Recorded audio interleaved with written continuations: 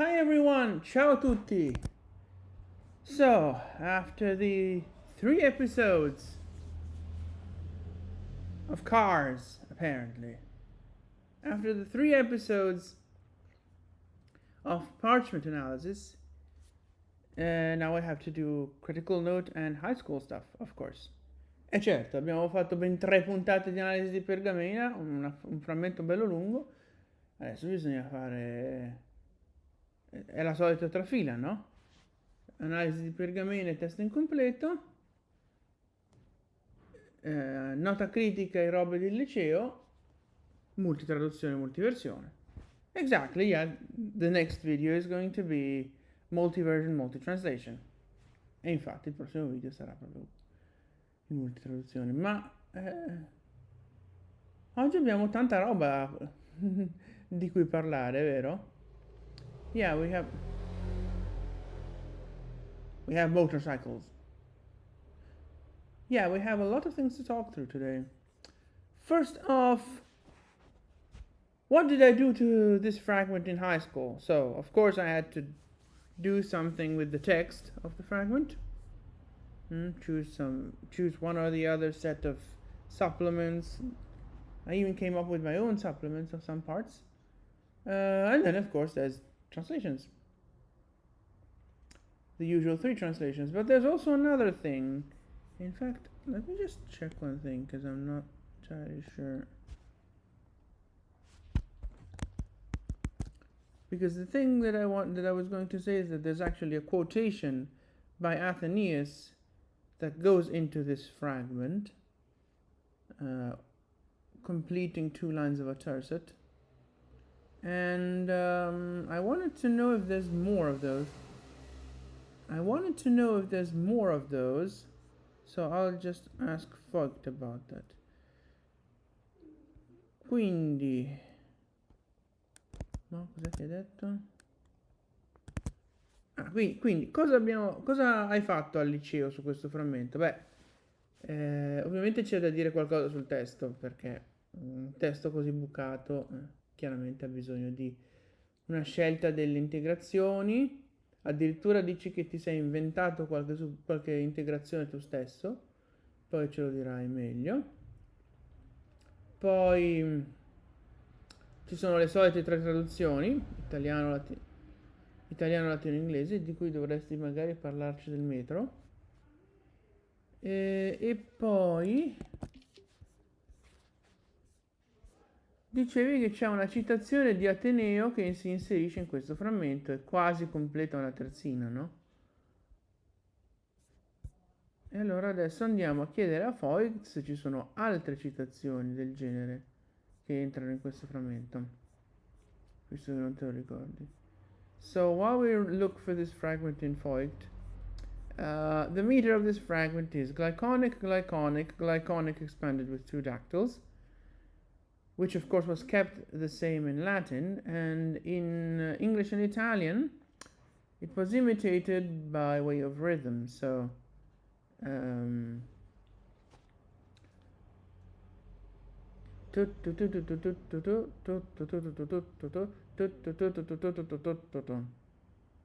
that's the rhythm. And also the glyconics of each tercet rhymed, and the last lines of consecutive tersets rhymed. So it's like what I did with Sapphic stanzas, basically, but with a different kind of stanza. Ok, quindi dove cavolo è questo frammento? Ma a parte chiederci dov'è, quanto è lungo il libro 4 in Voigt, suppongo. Yeah, so much stuff from book 4 in Voigt. Oh, we're getting there. Here it is. Eccolo qua. Ma prima di vedere se ci sono delle altre citazioni, allora il metro è gliconeo, gliconeo espanso con 2 dattili. In latino si mantiene il metro, in italiano e inglese viene imitato come ritmo, quindi il ritmo l'avete sentito prima da lui. E l'altra cosa è che i gliconei vengono fatti rimare all'interno delle singole strofe, mentre i gliconei espansi rimano tra terzine consecutive. Quindi è un po' come quello che ho fatto sulla strofa, è quello che Quindi è un po' come quello che ha fatto per le strofe saffiche, no? Tranne che c'è tutto un altro tipo di strofa alla base.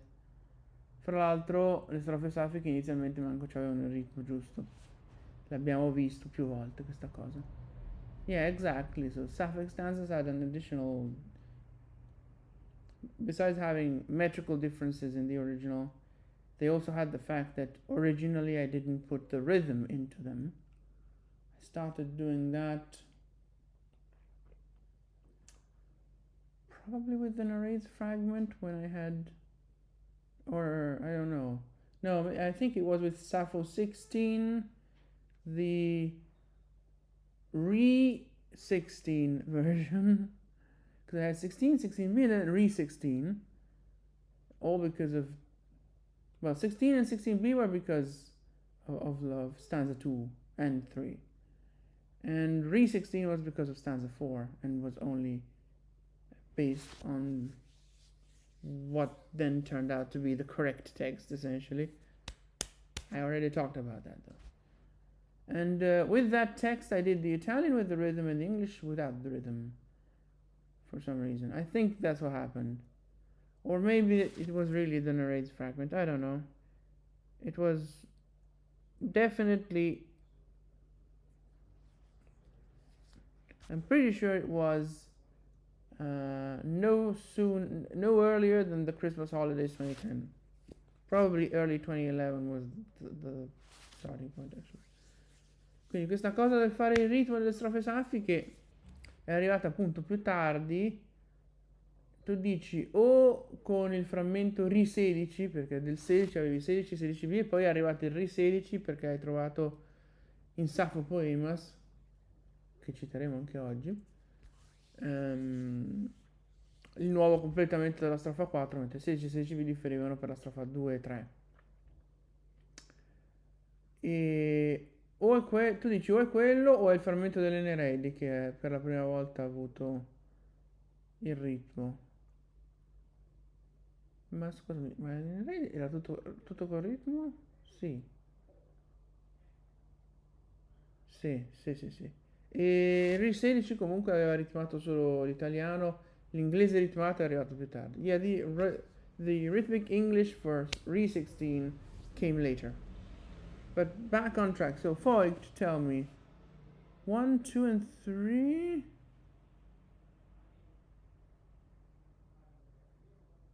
15 and 16? Ah, yes. Ah, right. Yeah, so there's two quotations, right? There's one, number one, testimonium 1 is the parchment. Testimonium 2 is one Athenaeus quotation, which is the one which I had in mind. And then number 3 is the other Sappho quotation.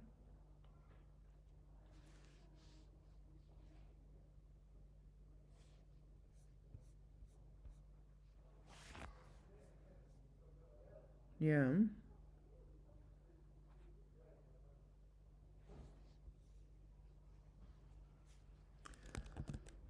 Oh, I actually have that other quotation as a separate fragment, or as a, because that's a weird situation with that one. Let's.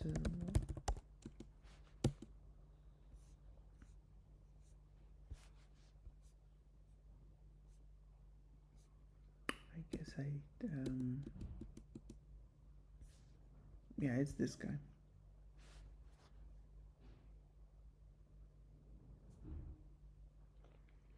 Sì, giusto, ci sono due citazioni, quindi una è quella che avevi in mente, quindi testimonia, citati da Fox sono tre, una è la pergamena, due è la citazione di Ateneo che avevi in mente e di cui parleremo, l'altra la facciamo fuori adesso e poi ci sarà probabilmente nella prossima puntata come bonus essenzialmente.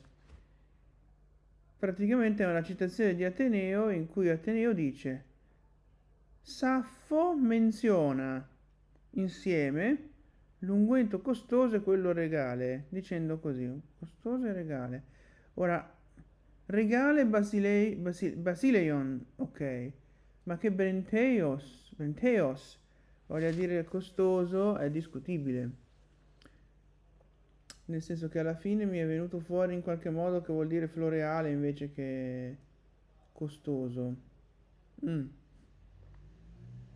Yeah, so it's a weird quotation here. Aside from motorcycles and blabbers, nice swear word over there. So besides the introduction, which says, no, yeah, it's a weird quotation here. So Athenaeus says Sappho mentions costly and regal royal ointment together, saying what he then quotes. Now I'm just gonna hit up Campbell here because I want to know what he has as the translation of Brenteo.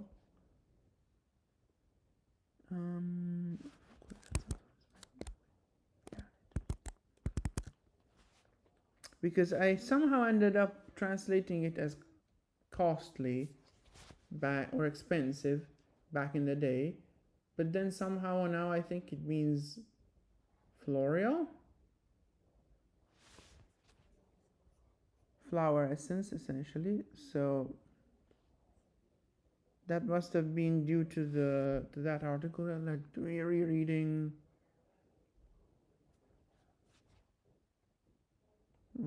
that tercet essentially.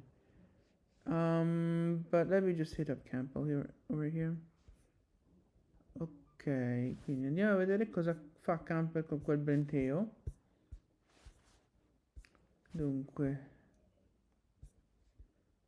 questo cos'è? 80, 94, una cosa del genere. Siamo qua.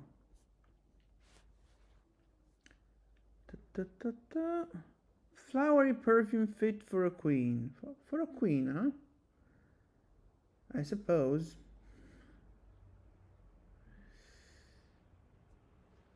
I suppose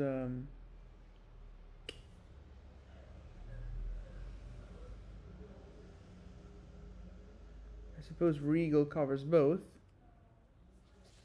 Quindi anche Campbell dice floreale qua. Profumo floreale adatto a una regina. E giustamente non a un re, a una regina. Vabbè. But the strange thing here is that it quotes Brenteo Basileia, which does not seem to appear in the text. Quindi sembra che citi una cosa che nel testo non appare. Eppure deve essere qui che stava guardando chi ha citato la cosa, vero? Yeah, as far as we know, that's the only place where that could be supplemented, and yet it can't be supplemented. So that is weird. But I don't seem to have had this fragment separately in my fragments file for some weird reason. Let me just see if what Wikisource did for this.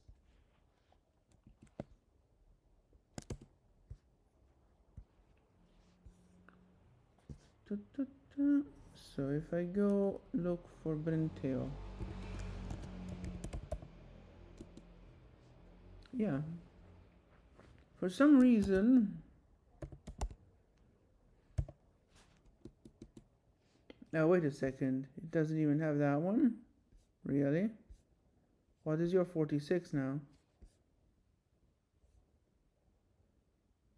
Oh, I guess we may have a problem of spelling then.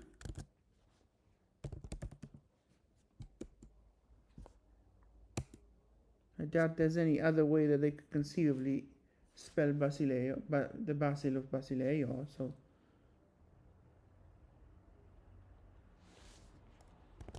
yeah, for some reason, Greek Wikisource had one quotation as a separate fragment, but not this one.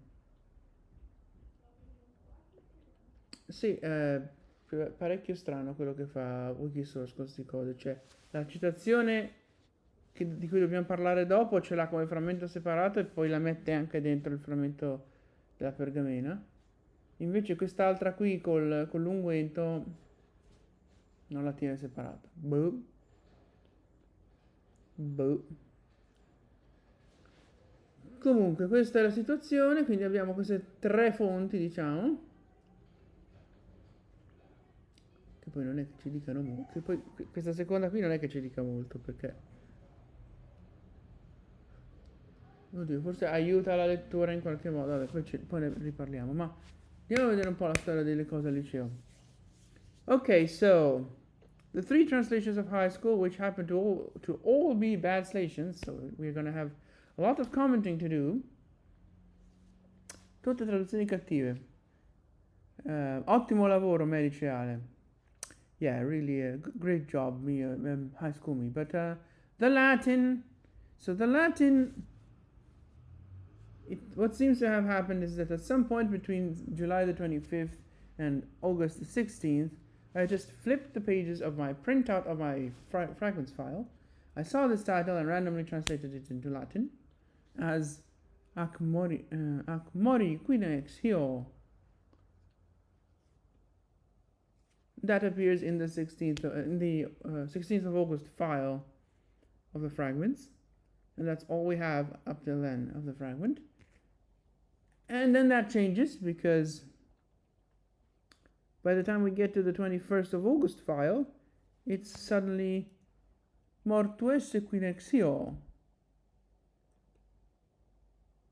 So instead of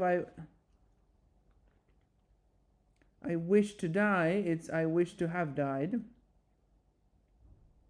which I guess is a more literal rendition of Tetnaken. Quindi questo latino parte a un certo punto sfogliando la stampa dei frammenti, probabilmente se hai visto, ti è caduto l'occhio sul titolo e l'ha tradotto con Ac mori quid in exio in latino. Questo è quello che appare nel file del 16 agosto, quindi vuol dire che è tra il 25 luglio e il 16 agosto del 2010. Yeah, 2010. This takes place in 2010. E poi ora del 21 agosto è cambiato in mortuus equinexio. Quindi invece di vorrei morire, vorrei essere morta. Praticamente è una resa più fedele dell'originale Tetnaken. Then the diary says that I did some work on the 23rd of August, not sure how much. And then what we know is that by the printout that was from the 6th of September,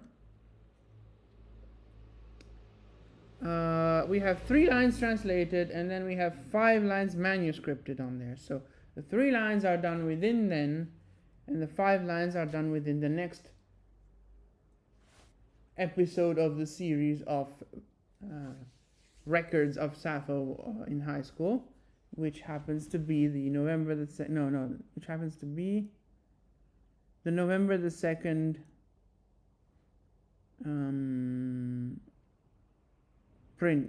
file. But actually the diary says that those 5 lines are actually from the 10th of September. So ok, quindi il diario dice 23 agosto hai fatto qualcosa, non si sa quanto, poi arriva la stampa dei frammenti del 6 settembre, la quale ha 3 versi stampati e 5 manoscritti, quindi 3 sono fatti entro il 6 settembre, i 5 sarebbero fatti entro la prossima puntata di Records of Sappho, come diciamo.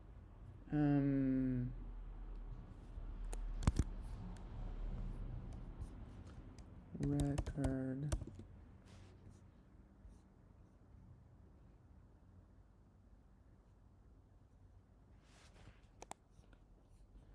non saprei come renderlo record.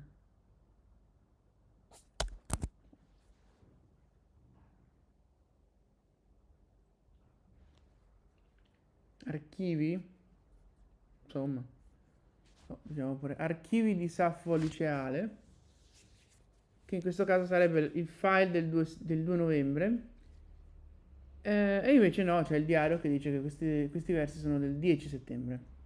Quindi vuol dire che entro il 2 settembre possono aver subito modifiche, il 2 novembre volevo dire, però sono stati fatti con almeno la prima versione. In effetti ci sono, nel diario c'è proprio una versione che è un po' diversa da quella del 2 novembre, quindi dei fix ci sono stati. Yeah, right. So the diary actually quotes the lines as they were translated on the 10th of September, and there's a couple of things that were changed within the 2nd of November. Then the story gets kind of complicated because we have the 13th of November file, the new in Saffo file on the 2nd of December, the one on the 9th of November, and then we have a new printout with extra pages. So there's a lot of things. And then eventually we get to another printout, which was probably from the 17th of December, where we finally have the complete translation, correct? Yeah. So the first time the complete translation appears is there. And then you have the 5th of January file, which leaves only like 2 to 3 things that are not as in the blog, all but one of which are fixed in the next file. No. The printout leaves two or three things different from the blog. All but one of them are fixed in the 5th of January file. And then there's the one that was fixed in a post save from January the 29th. And this means that it's from between when the post was drafted, which I don't know. I'll probably eventually go through the screenshots and figure that out, but for now I don't know. But it was no sooner than June 2017. So between then and the post save, so January 29th of 2018. And then we have the blog version, which we are going to comment on. Ok, quindi a quel punto c'è un bel casino che succede, perché ci sono le tappe che sono il file del 13 novembre, i Nova Saffus, quindi le novità di Saffo del 2 e 9 dicembre, la stampa fatta da qualche parte in quella zona con le pagine extra che hanno delle cose in più, quindi è tutto un casino, è tutto spiegato sul post naturalmente. Yeah. Everything is clearly listed out on the post. Però a questo punto noi saltiamo alla stampa che probabilmente è del 17 dicembre, la quale ha la traduzione completa, quindi ora di quella stampa, che era sicuramente prima delle vacanze di Natale, la traduzione era completa, c'erano giusto 2 o 3 cose da cambiare per arrivare alla versione del blog. Tutte tranne una vengono sistemate nel file del 5 gennaio, dopodiché c'è quella che viene modificata in tempi di blog, ma purtroppo ancora non ho segnato la data. Quindi quello che so è che questa roba appare in un salvataggio del post del 29 gennaio e anche i salvataggi dei post, ahimè, iniziano più tardi, iniziano in ritardo, perché questo post non lo so quando sia stato abbozzato, però il blog l'ho aperto in giugno 2017. Quindi tra giugno 2017 e quel 29 gennaio è successa l'ultima modifica. E siamo arrivati alla versione che andremo a commentare perché è appunto una cattiva traduzione. Quanto all'italiano, vedo qui, a quanto pare è stato iniziato tra il 13 novembre e il 2 dicembre, nel senso che nel file del 13 novembre c'è un cavolo e invece nel Nova Saffus del 2 dicembre ci sono ben 12 versi. Dopodiché la prima stampa dei tempi tipo novembre-dicembre ha il completamento manoscritto, mentre quella famosa del probabile 17 dicembre ce l'ha stampato. Quindi anche quella lì era a posto ora di quella stampa. Dopodiché ci sono delle modifiche fatte nel file del 5 gennaio e poi c'è una modifichetta fatta in quel mega range tra il blog e il salvataggio post. E infine c'è una modifica il 17 settembre 2021. Yeah, so the Italian history is a bit more simple, more contained, I would say. So basically, 13th of November file has nothing. New in Saffo file from December the 2nd has 12 lines, which means we have them in that range of dates. And then the first printout of November/December has the translation completed in manuscripts. Maybe there's differences between what's on the regular pages and the extra pages. Not sure. Again, the post explains everything. And then the printout from probably the 17th of December has it completely printed. So the translation was definitely complete within the Christmas holidays, with a couple tweaks happening in the 5th of January file. So 5th of January 2011, 5 gennaio 2011. Then there's one tweak in that same range as before.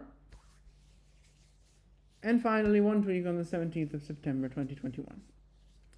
As for the English and even shorter history, this time it gets started between the new in Sappho file of December the 2nd and the famous printout, where we have 27 lines done in the manuscripted in the regular pages, and the last tercet manuscripted on the extra pages. Is that the whole translation? Probably. Let me just check. So 27 lines, yep. So essentially the last tercet was done a bit later than the rest. Showing the extra page, well, who knows? Well, anyways, by the time the probably 17th of December printout comes up, the translation's done. Apparently not. That's strange. 27 lines plus a tercet.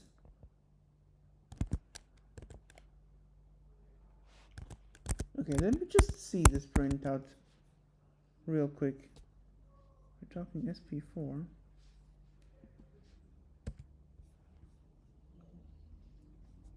Allora, vediamo un po'. Questo è l'88, tra virgolette.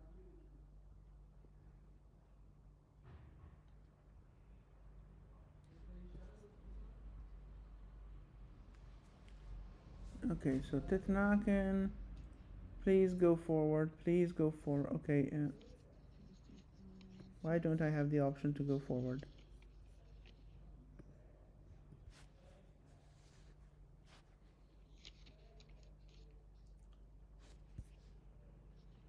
Please move forward to the English. I really want to die. I can see... What's that? Only 6 tercets. 6 lines manuscripted here though.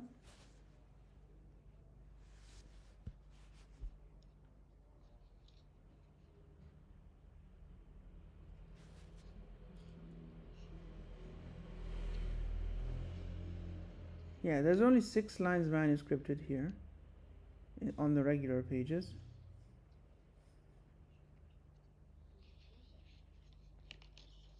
And then here, suddenly,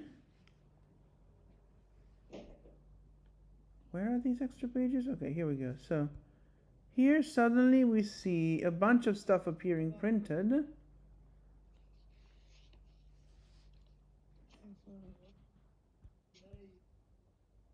Okay.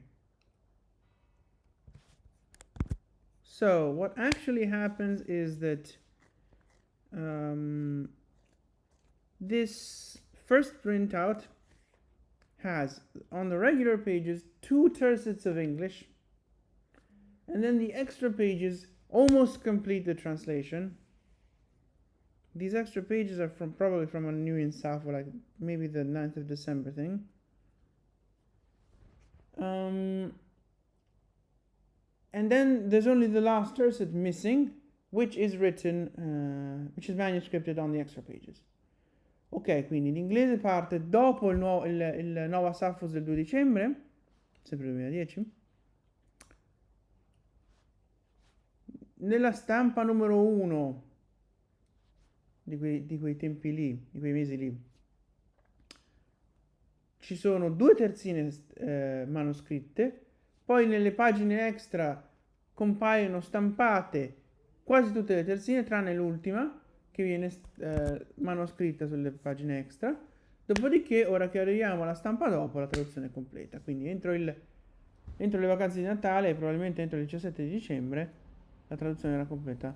Voglio adesso dare un'occhiata se ci sono dei Nova Saffus. In particolare voglio vedere se il Nova Saffus del 9 dicembre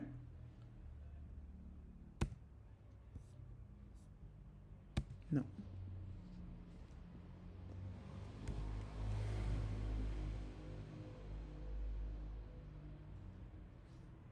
OS10 che cos'è?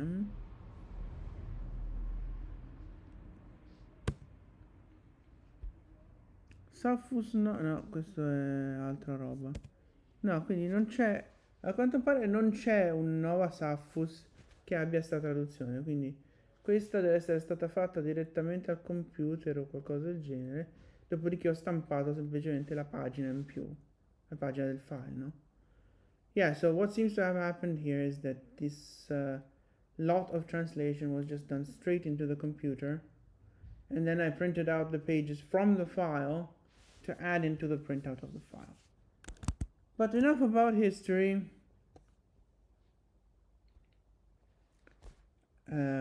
Actually. So, as for the Athenaeus quotation, not the one about the ointment, the one about, we will see, the hypothymids, or whatever it's called in English, is like garlands for under the neck, or for the neck, something like that. But yeah, so the translations of that, which I had as a separate fragment, and I only realized it was part of this fragment after translating it, so they were all done between the 16th and the 21st of August 2010. No idea what the order was. And then, well, the English is not very good, but I'll sing it anyways because it's so short. And also, this fragment is the only thing that we'll be singing today, because the singing of the main big fragment is reserved for the multi-version that comes next week, or next week for you. I have no idea when I'm going to record it. But yeah, then the Latin, which was kind of bad, got some major reviewing, and that happened on September the 27th, 2022 in the morning, while I was shaving.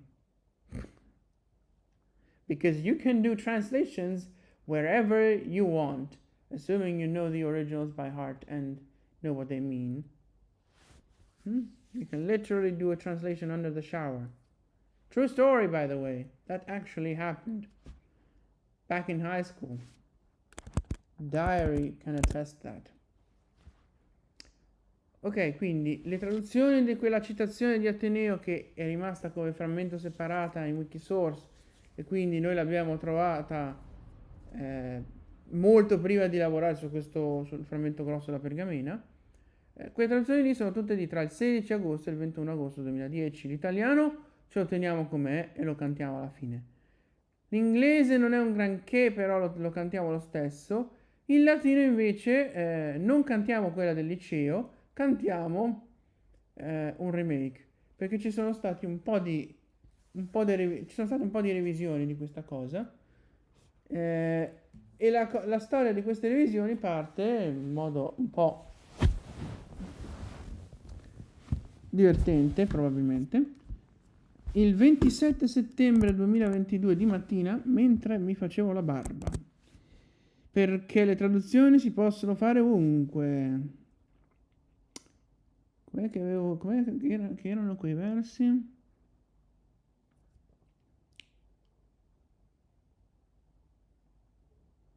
A tavola Andoliet Goppoces si possono fa pure sotto la roccia. Non mi viene sto napoletano. Si possono fa pure sotto la roccia. E in effetti sotto la doccia c'è stato un bel pezzo di traduzione fatto al liceo. Anche in Goppoces ci sono storie. Queste sono più recenti però. Le traduzioni di Gongila, la maggior parte sono fatte proprio in Goppoces. O no? Almeno una è fatta in Goppoces. E quanto a Andoliet, quindi a letto, le traduzioni del frammento delle eredi sono tutte fatte a letto. Basta sapere a memoria i frammenti. Yeah, exactly. So, not only under the shower can you do translations, but also at the table, which is actually where I did the Brianzolo translation of the Stars and the Moon fragment, but that's coming out in a long time because that's a huge project. Giusto, il frammento delle stelle della luna in Brianzolo tradotto a tavola, ma quella ci metterà una vita a venire fuori prima che trovo tutti quei dialetti prima. Vabbè, non ne parliamo. Progetto enorme. As for on the toilet, yeah, at least one of the translations of the Gondula fragment was done on the toilet. And many translations of the stars and the moon were done on the toilet, actually. Sì, giusto, in OPCS ci abbiamo fatto tante in OPCS ci hai fatto tante traduzioni del frammento delle stelle della luna. And the translations of the fragment of the Nereids were all done in bed. So literally, you can do these translations anywhere. Just need to know the fragments by heart. Or to be able to view the text via mobile, that is. Sì, giusto, in realtà non serve neanche sapere le cose a memoria, basta avere un cellulare in mano. Cosa che ovviamente sotto la doccia non si dà, ma per il resto sì. Yeah, exactly. So having a mobile is not something you do under the shower, but all the other places, of course, yes. But back on track. So shaving, I thought back to the fragment, to the pseudo fragment, and started this Latin remake with et molles hypotymides mides textas gap 2. Apparently either never completed this version or forgot how it ended. Near the end of the shave, just after reconstructing that lacuna, I think of textas cervice in tua.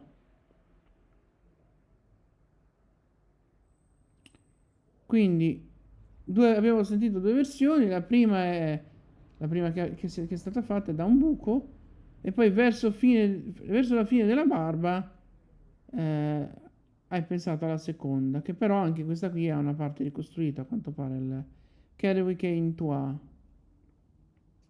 Yeah, that part is apparently reconstructed, so from possibly after finishing the shave and getting back to the bed. At the end of the shave, here's another version. Mollin cervica bens tua, or tibi, and then in textas hypotymides. Hypotymides. Wrong pitch accent. Quindi questa ultima versione qua è la versione di fine barba, in pratica.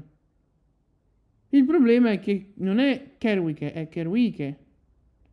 Quindi vuol dire che tutte queste cose sono metriche, e anche la versione iniziale era in metrica, ma poi la vediamo.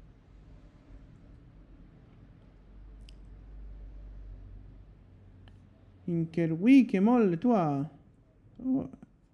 o a cerviche molle tua, è il primo tentativo di sistemarlo, quindi c'è una specie di anaclasi che poco male si è vista in Arignota, per cui uno dice, vabbè, ce la possiamo concedere, ma in realtà l'abbiamo vista anche nel Gongira 2. Mm? Yeah, so that version that you just heard, that was from 11 o'clock, so I was back on the bed at that point. And it was a first attempt to fix the immetricality with... No, I misread it. Wait a second. It's actually... No, it's Inkerwike molle tua. Molle tua. So with the sign is there and the misplaced que. Ok, sì, quindi l'ha letta giusta lui adesso. Quella di prima era un errore di lettura mio. Alle 11 è stata fatta la versione che ha letto lui, con l'alternativa di hack come inizio. Quindi vuol dire che a quel punto ero tornato sul letto a fare la mia pausa tra barba e doccia. Exactly. Yeah, I must have been back back on the bed doing my break between shaving and showering, because you know standing for long periods of time just makes my back ache, and I can't stand a whole shower with that kind of backache. Già, il mal di schiena da stare in piedi non permette di gestire una doccia senza una pausa. Ma a parte queste informazioni sul sottoscritto. Yeah, so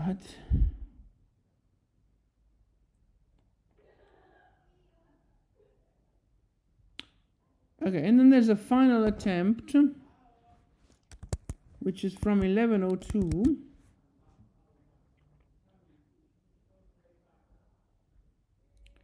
And is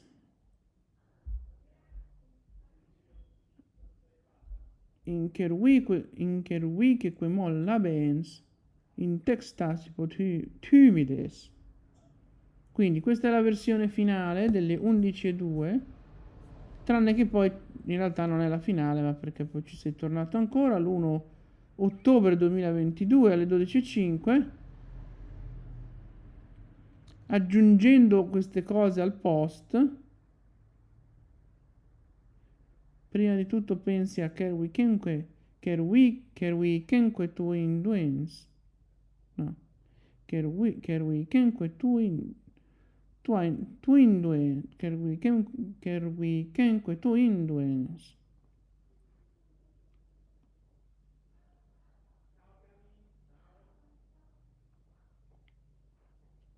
Salvo che usare l'accusativo sia per il collo che per le ipotimidi sembra sbagliato. E ovviamente non si può fare ipotimidibus perché non ci sta nel metro. Dopodiché il 5 ottobre 2022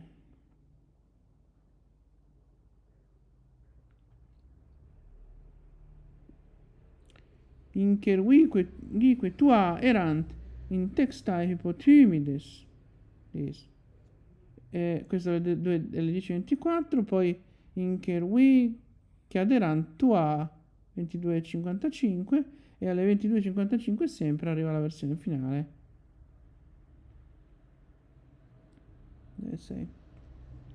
Incervique aderant tua. Vabbè, cambiato molto, vedo. E poi oggi 7 marzo 2026 alle 16:52 ho pensato bene di aggiungerci una versione dell'ultimo verso della terzina, giusto per movimentare un po' il canto, diciamo. Yeah, so 1st of October 2022, we have all the versions that he said before.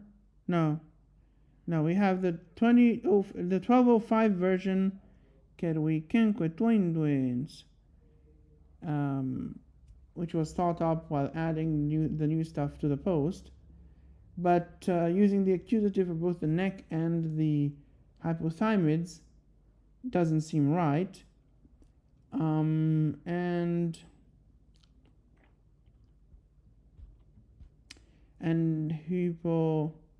hypothymidibus, the ablative, does not work in the meter. And so finally we have the other versions that he read before, which are all from October the 5th. The first one was at 10:54 p.m. The other ones were at 10:55, which the post says that there's two versions, yet there seems to be only one. So apparently I must have screwed up, and I'm about to be singing an intermediate version. I guess, who cares? Ok, ma quindi adesso davvero bando alla storia, andiamo a parlare del testo. Quindi il testo del liceo e poi le varie versioni. Dunque, per quanto riguarda il testo del liceo, cominciamo a guardare la differenza fra il testo della mia versione liceale e il testo che c'era su The Complete Poems of Sappho, che era una delle mie fonti di allora, insieme alla Biblioteca Augustana e a varie edizioni e a Wikisource Greco. Noi ci limitiamo a quello e alla Biblioteca Augustana, perché, vabbè, Wikisource Greco... Magari un'occhiata a Wikisource Greco gliela diamo, eh? Cioè, il protocopione non lo prevede, ma... Ah, guarda qua. Cioè, parla di base in questo. Dove sei? Dove sei? Qua.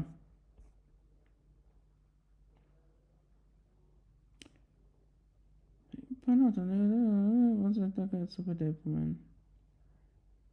Non le sai, carica le Pasqua, man.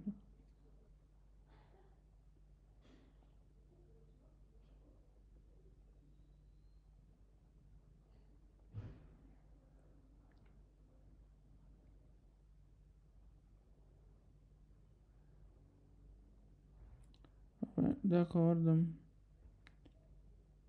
Quindi essenzialmente quello che c'è di diverso fra Wikisource e quella del liceo è che Wikisource greco completa meno. Tira via anche alcune cose che sono sulla pergamena, quindi pessimo lavoro come al solito, ma insomma. Yeah, so to discuss the text that I ended up with in high school, we are starting with a comparison of the text I ended up with and TCPOS, the complete poems of Sappho. The sources I had back then were this one plus Biblioteca Augustana, which we will be talking about. Wikisource, Greek Wikisource, which only has differences with my version in that it completes less. It even suppresses things that are on the parchment, so terrible job.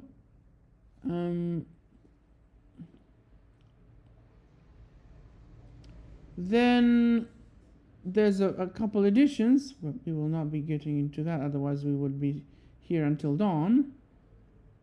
And finally there's actually Saffo Poemas, which will make an appearance in here. Giusto, Saffo Poemas dovrà fare una comparsa prima o poi. Okay, so comparing my high school version with TCPOS. So line 1 is from Edmonds, and TCPOS doesn't have it. Nor does Biblioteca Augustana, nor does Greek Wikisource, nor does anyone else, basically. Line 2 is missing its the in TCPOS, but that's on the parchment, so TCPOS just messed up there. The next difference that we have is whether we choose ossepedepomen, or os-epidepomen. So the first one is chosen by TCPOS, Biblioteca Augustana, and actually also Greek Wikisource, while the other one is chosen by me in high school. I honestly have no...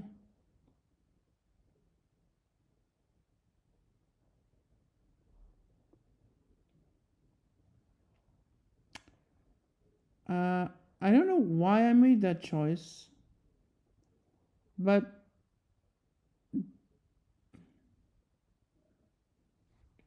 Do compound verbs put the augment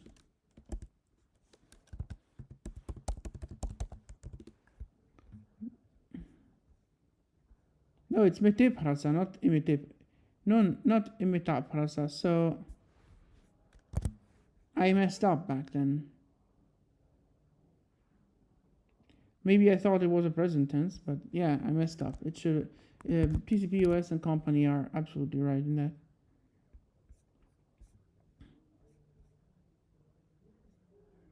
And in my current version, I reverted to that, to the correct. I mean, I moved to the correct version. So nice.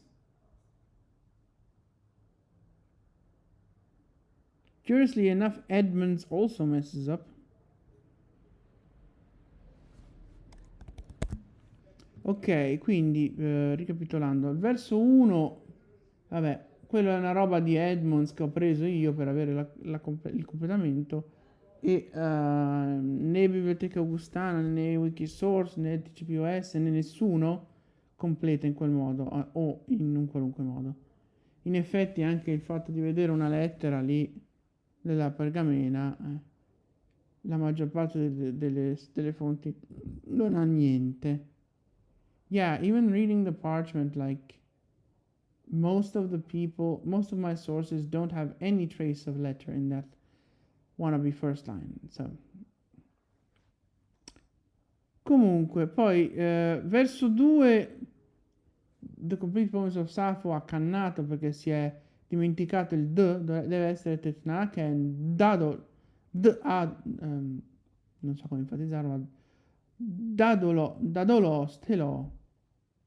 Quindi c'è essere quel d, è nella pergamena quello. Invece TCPOS che non ce la sbaglia. Dopodiché la prossima differenza è se fare os se pedepomen o os s e pedepomen. E al liceo mi sono assolutamente sbagliato, perché questo qui è un verbo composto, l'aumento non va davanti al prefisso, l'aumento va in mezzo. Quindi pedepomen è la forma corretta dell'imperfetto e metepomen è sbagliato, e quindi quella E va sul pronome.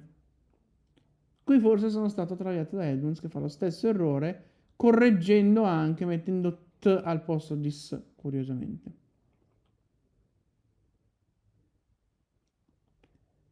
Dopodiché TCPOS non completa il verso con omnaesai e ha osamaltakakai kale paskomen al posto del mio osammes pilakai kale paskomen, e questo non va bene perché è troppo corto per riempire il buco. Anche a raddoppiare la sigma sarebbe decisamente troppo corto. Yes, so TCPOS does not complete the omnaesai line, which, okay, I get it. And also has this variant osamaltakakai kale paskomen, which is definitely too short for the gap. Even if you double the sigma of osa, that doesn't solve the problem. Then we got the kai brodon plokion te umoi, which like no, because that te is supposed to be elided. Plokion timoi.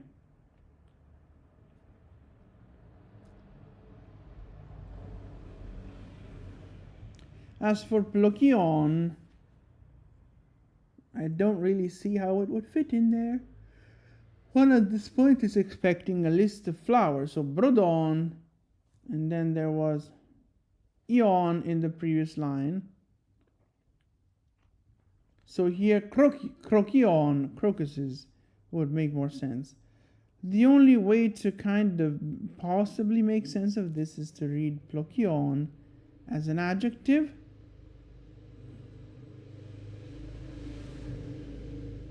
which would mean twined, apparently, twined roses. What does this mean? Is that roses in pairs? Why would they be in pairs when there's a bunch of them in a garland? So yeah, I definitely chose wisely back then. Ok, quindi questo CCPOS ci dà questo Omnize, no, questo ci dà questa versione molto sbagliata del verso delle rose, dove Kai Brodon, Plochion, te Umoi, dove prima di tutto il te va eliso, che se no non gira il metro e non sei in accordo con la pergamena, ma peraltro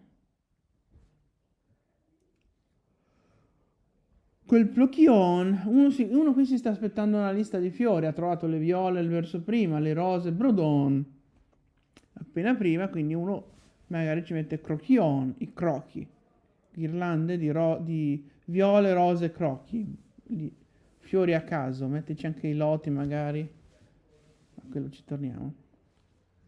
Yeah, so random flowers, Pascoli would be mad.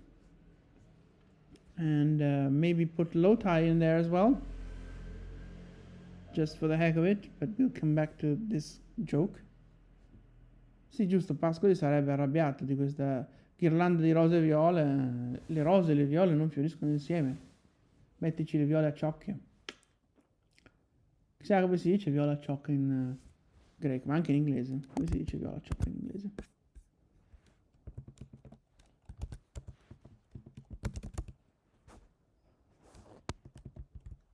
Viola a ciocche. Viola a ciocche, eccole qua.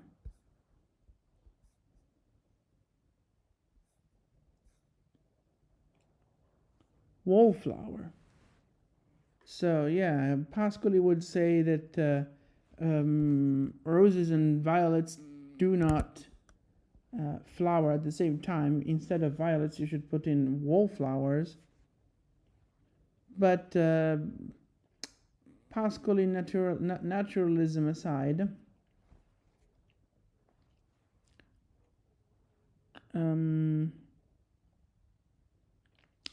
sì, era rimasto che c'era il Plochion, che uno dice cosa c'entra qui, cioè che cos'è sta roba? Non è un fiore. Il più che si può fare è guardarlo come un aggettivo, il che vorrebbe dire rose gemelle, cioè twined roses. Cosa vuol dire twined? Cioè, sono rose a coppie?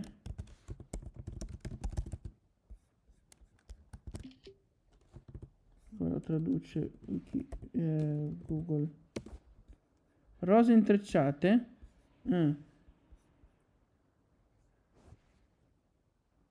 Rose intrecciate. No, può anche starci forse. Cioè, intrecciate come ghirlande. Yeah. I guess I don't know English as well as I thought I did. So twined apparently means intertwined, so woven together, if you will. So woven together into a garland. So that kind of fits, but still, I don't even know if I saw this alternative back in high school. Sì, infatti, chissà se ci è arrivata sta versione al liceo.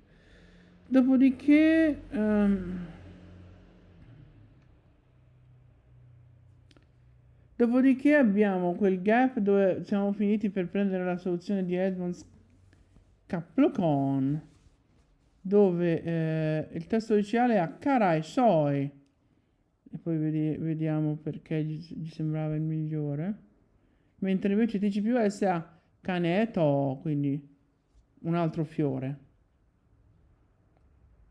Yes, so TCPOS in that gap has Kaneto, which is still way too short for the gap, probably. We ended up discarding the high school version Karai Soi and adopting Kaplokon from Edmonds. It's 8 p.m.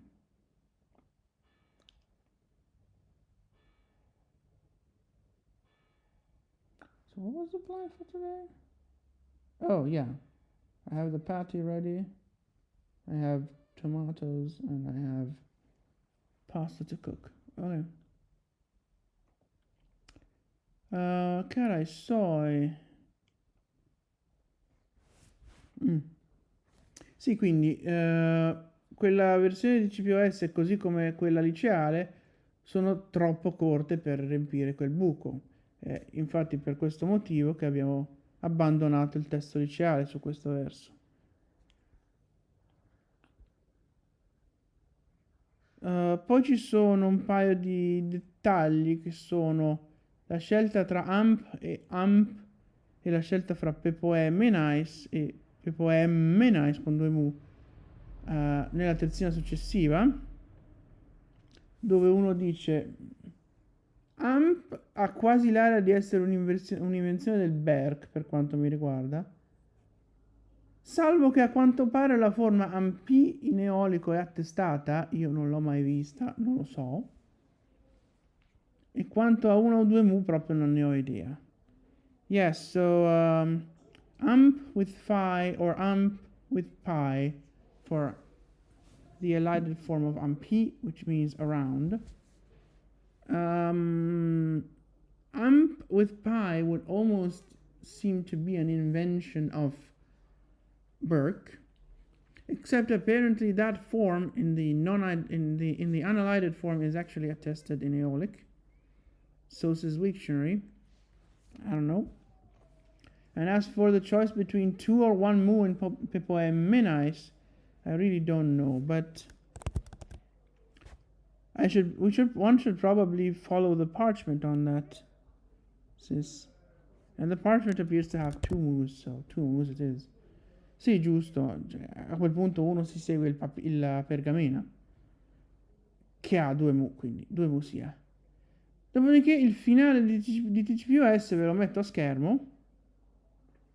Yeah, so this is the ending of TCPOS, as you can see. Aside from having a missing lacuna mark, this is literally just a bunch of gaps.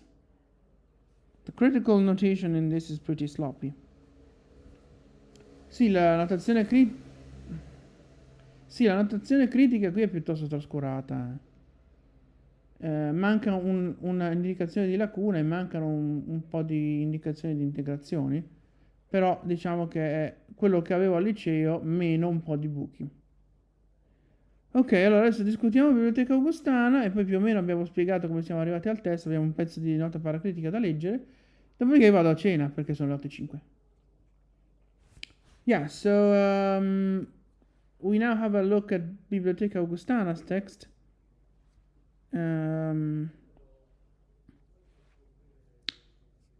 Then we have a little bit of paracritical note to quote, and that explains the genesis of my high school text. And then I have to go for dinner because it's 8:06 by now. And then I will resume after dinner to record the rest of the video. And now I get straight again. I go straight again, I suppose. Straight.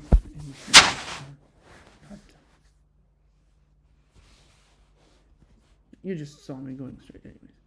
Okay, so so this is what we have. This is the last 2 lines of tercet 4 in Biblioteca Augustana. As you can see, it matches my text almost, aside from some gaps, but the differences in reading were justified in the transcription episodes.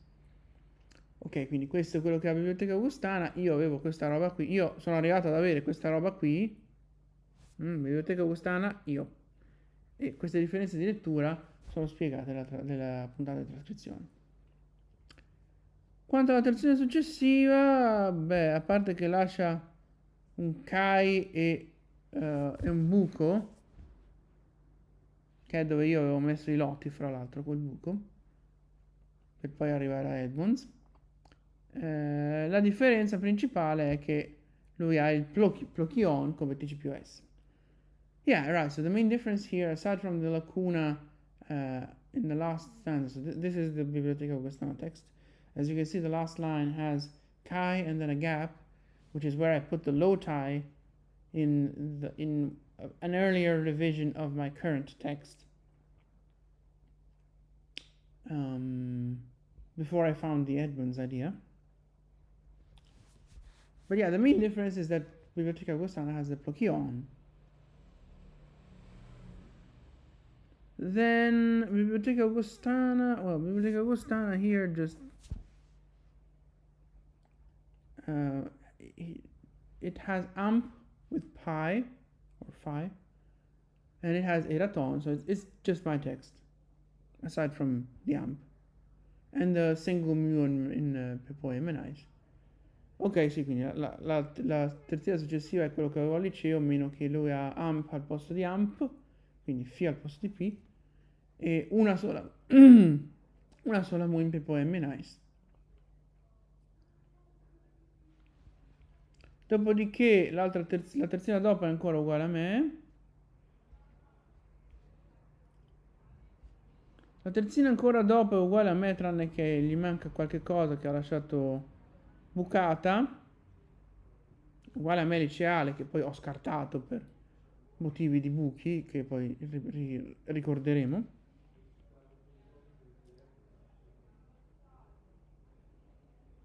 Just have the text on screen. So we can see here that it's practically the same. So this is Biblioteca Augustana. This is my high school version. They're basically the same, aside from more holes in Biblioteca Augustana. Two things to point out here are that both Melaoidii and Earos Orai presumably came to me from here. Ok, quindi abbiamo appunto Biblioteca Augustana versus testo liceale, e come vedete, a parte che Biblioteca Augustana ha molti più buchi, coincidono i due.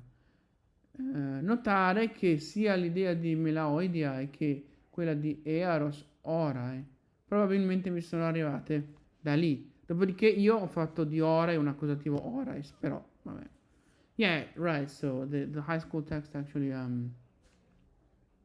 turned the Orai into an accusative Orais. Details. So let's hear what the paracritical note has to say about this. Not much, actually. Poi ho preso altro lungo, Tetnaken da Dolos Telo. Nel frattempo ho recuperato l'ira greca di J.M. Edmonds da archive.org. Ivi ho trovato la ricostruzione del primo verso che ho riportato perché completa il testo senza influire sulla traduzione, poiché sta a sé per via della virgola. Stiamo leggendo la nota paracritica. Then I took another long one, Tetnaken da Dolos Telo. In the meantime, I recovered Lyra Greca by J.M. Edmonds from archive.org. There, I found the reconstruction of line 1, which I reported because it completes the text without affecting the translation, because it stands on its own thanks to the comma. Fino al verso 10 si viaggia liscio. Sull'11 ho seguito Saffo Poemas, ove Biblioteca Augustana riportava, abbiamo visto prima, e le altre mie fonti si fermavano ad Omnesai, così come nel seguente via riporta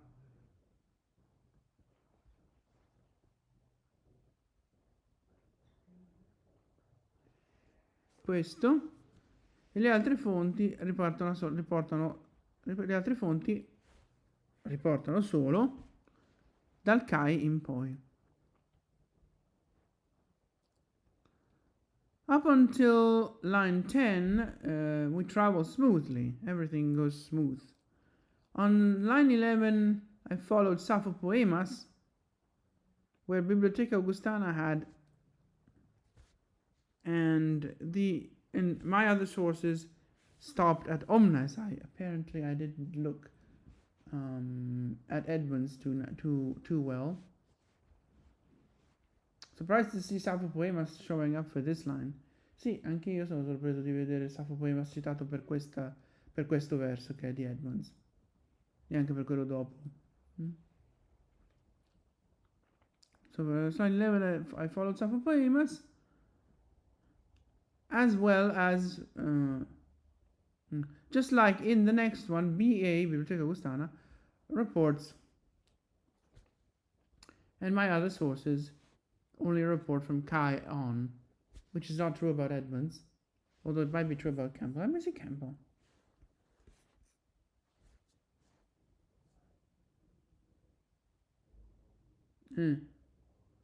Not really true. So Campbell, what Campbell has is basically Biblioteca Augustana, but with the middle letter and the first two letters of the ending part, as well as the first two letters of the last line, left as completely unreadable traces. Senti, riportiamo la schermo, dai. Ok, questa è la versione di Campbell.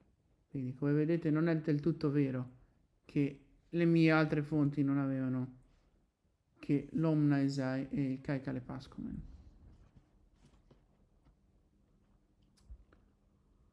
Il plochion del verso 14 di Bia e Vikithiki, che è il greco, non ha senso.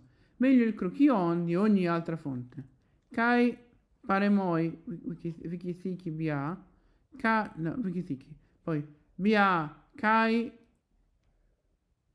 paremoi, con segni di prosodia. The complete poems of Sappho, Cane e To paremoi. Mentre Rosati, in scrittori di Grecia antica, riporta quella che vi è parsa migliore. Carai so e paremoi. Rosati. Mi ero dimenticato che esisteva.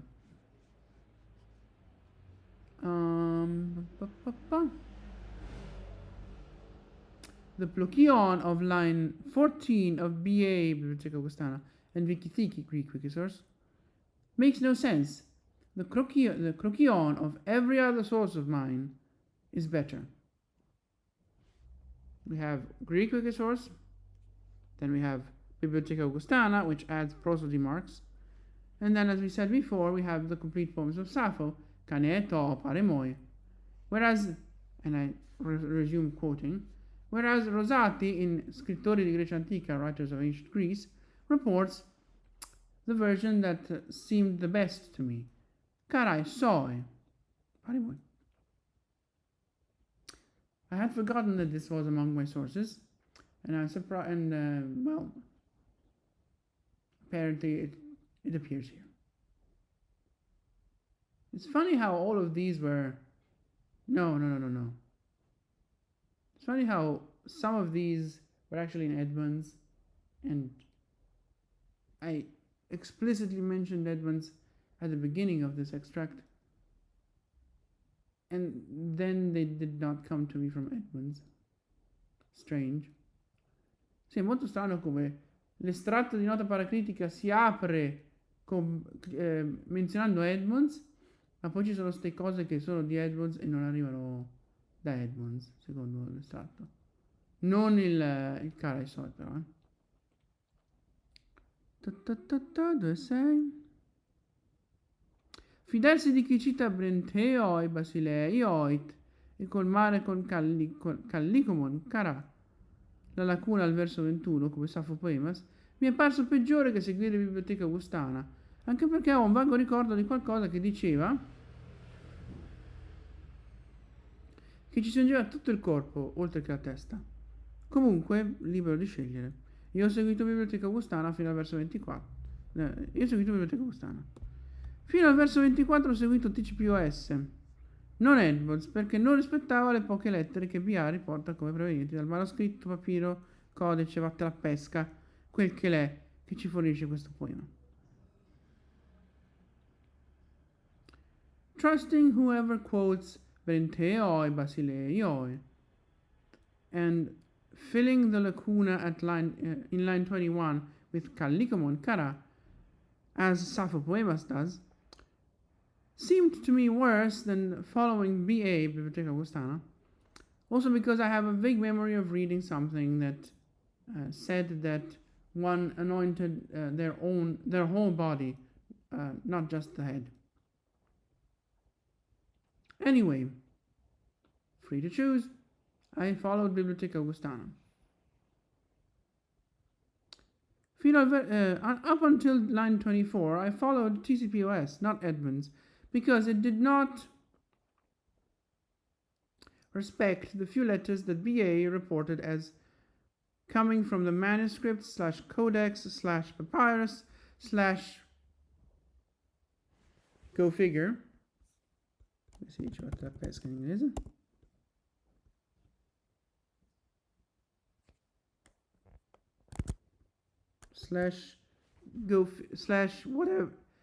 /whatever. No. Manuscript / codex / papyrus / whatnot, whatever it is, that provides us with this poem. Poi Saffo Poemas riporta questo macello qui.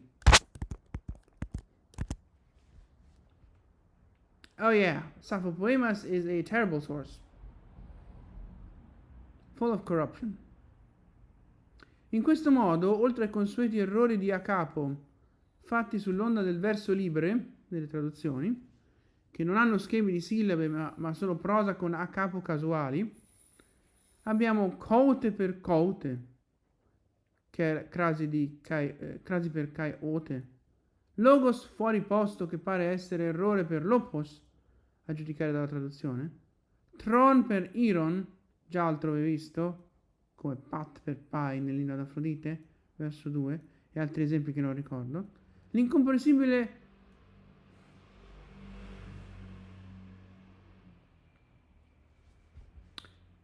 come diavolo lo dovrei leggere quell'affare? Rosei Key, facciamo lo spelling. L'incomprensibile Rosei Key, Fuente, e il resto è identico a BA. La ricostruzione Reon è provvisoria finché trovo qualcosa per specchio d'acqua, come la traduzione.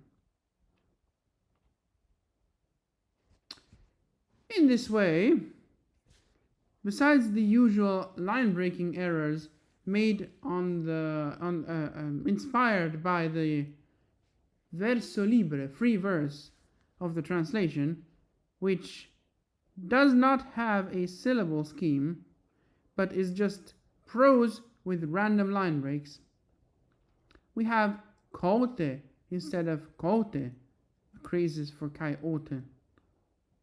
Logos, out of place, which seems to be an error for lopos, judging from the translation. Tron for iron, which was already seen elsewhere. As an example, there was pat instead of pi in line 2 of the hymn to Aphrodite, and probably other examples that I didn't remember when I was writing this. The incomprehensible Rho6 Chi, Fuente, so spring of water, source of water, and the rest is identical to BA. Bibliotheca Augustana.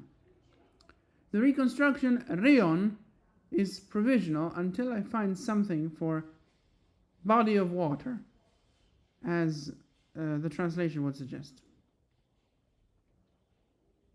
So that's how I handled this tercet.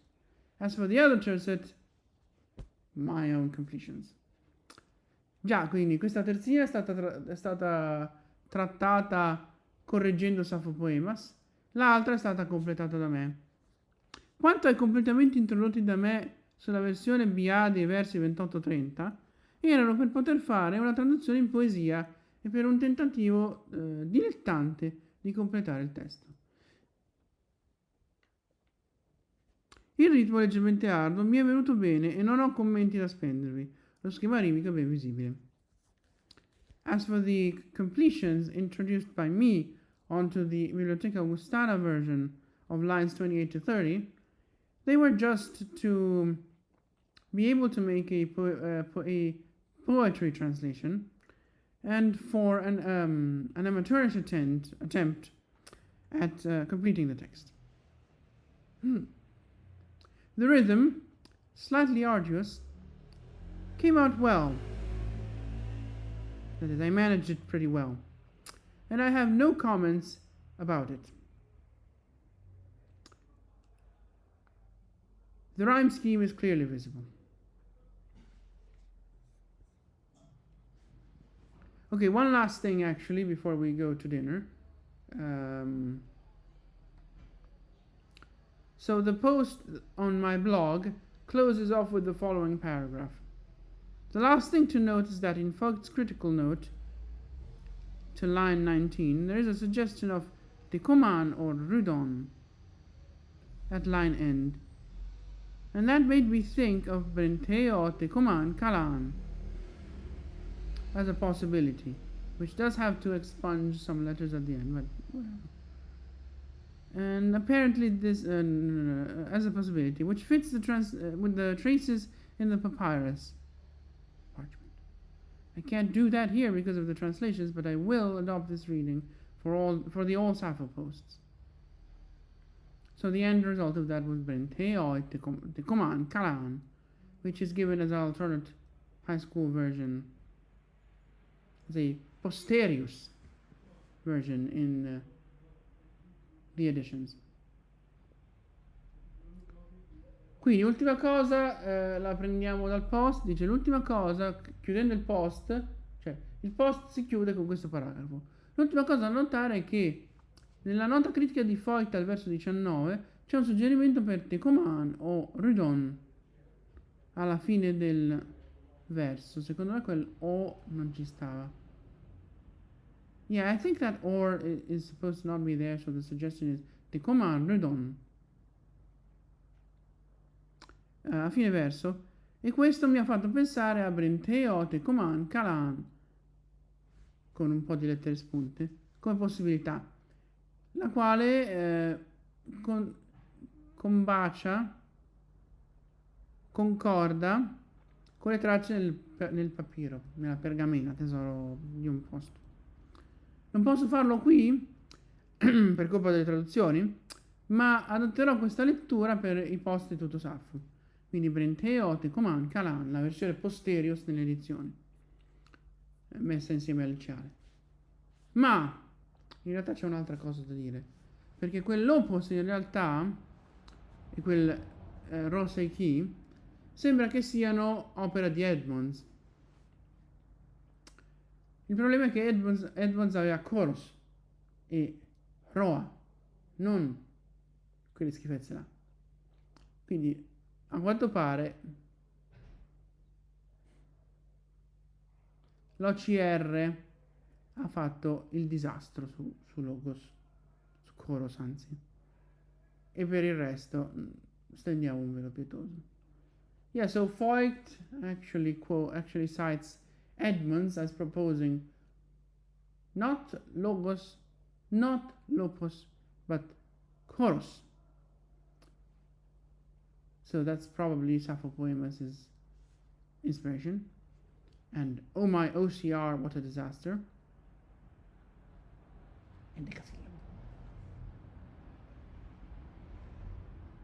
And then Roa at the end.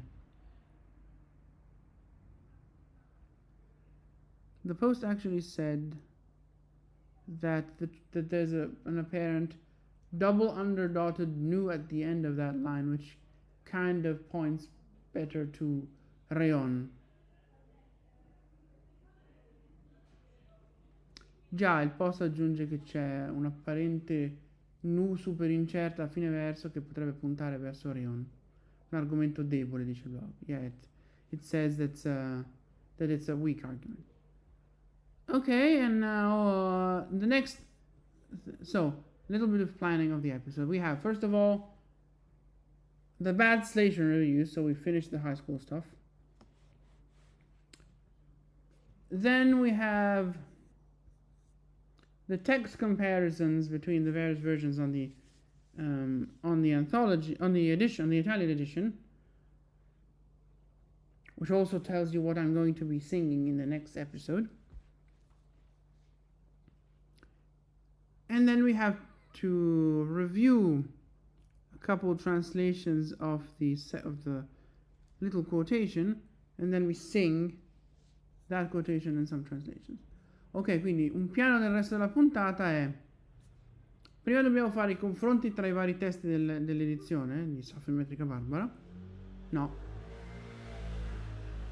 E invece sì. Yeah, right, so I got it wrong because this text comparison is glossed over in a single line, but the text comparison is next up, and then there's the rest that I said. Quindi confronto dei testi delle varie versioni che vi dice anche poi cosa devo cantare nella prossima puntata. Poi ci sono ci sono i commenti alle traduzioni cattive del liceo. Poi bisogna fare i commenti ad alcune traduzioni liceali della citazione separata. E poi c'è la parte cantata che, vabbè, è solo la citazione separata, il latino inventato del terzo verso e tutto, e un po' traduzioni, no? Yeah, exactly.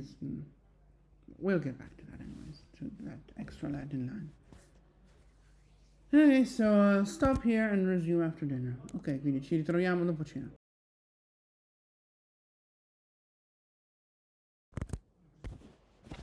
And we're back. It's 9 past midnight. We've traded the one protoscript for 4 different helpers with the 4 texts. Sì, rieccoci, siamo arrivati a mezzanotte e 9 prima di ricominciare. Abbiamo scambiato il nostro singolo protocopione per 4 finestre con i 4 testi. Adesso vediamo di confrontare queste 4 versioni del frammento che sono in Saffo in metrica barbara. Dunque, nella prima terzina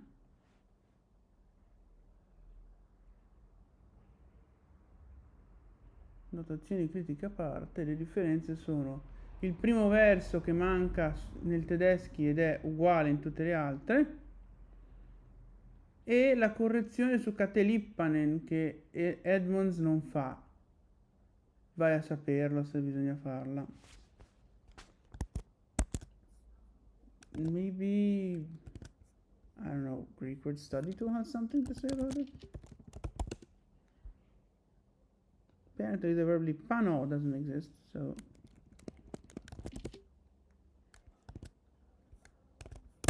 must have been a mistake in the parchment.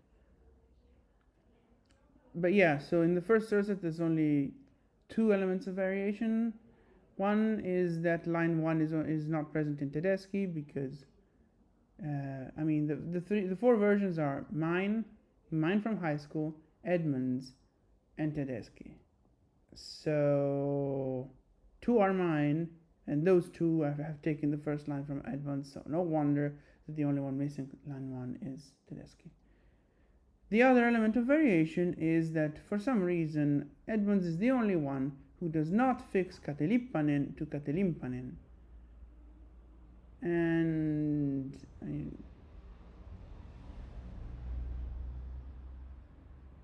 I do not see any reason to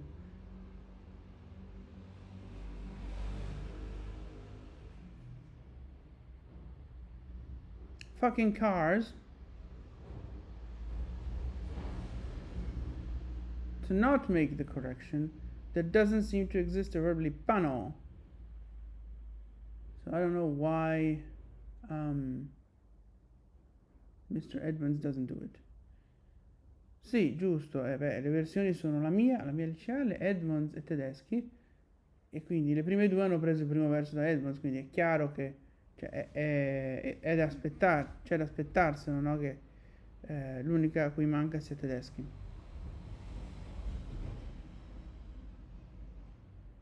E su Lippano, Edmonds non lo fa, non si sa perché. Seconda terzina, second tercet.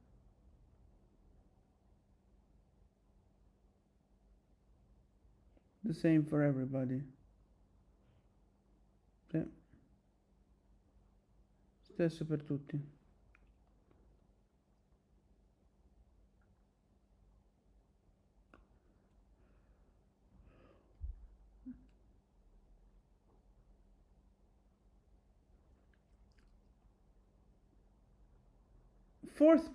third tercet, we have the se pedepomen versus epidepomen thing that we already discussed, which is an error on the part of high school me. But then there's the fact that my current version allows for the memnized option as the first word of the last line, which nobody else does. Not sure.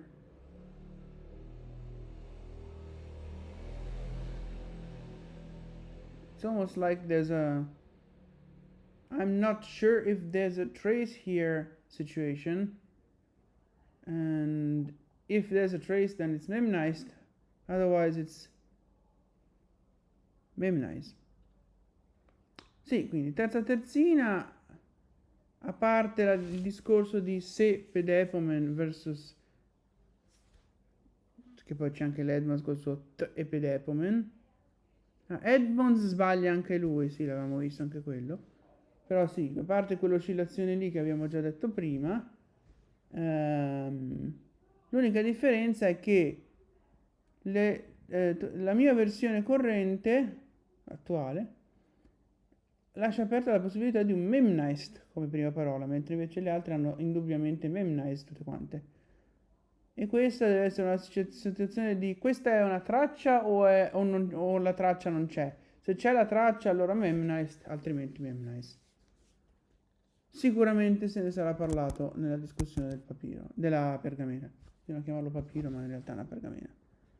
Yeah, we definitely talked about that vestige, but maybe possibly not vestige situation in the parchment analysis. And we go down.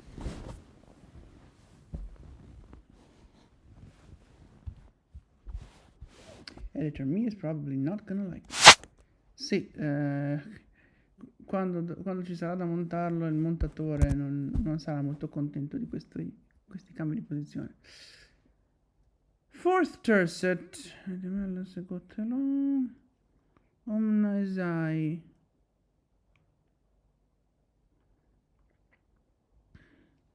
Okay, so fourth tercet, line 1 is the same for everybody. Line 2, omna esai is fixed. Then you've got Edmonds and of course my high school version with the taswilateai. And then there's Tedeschi with Sudede Prasai, which is missing, I notice now, it's missing its acute. So I'll just note that for future me.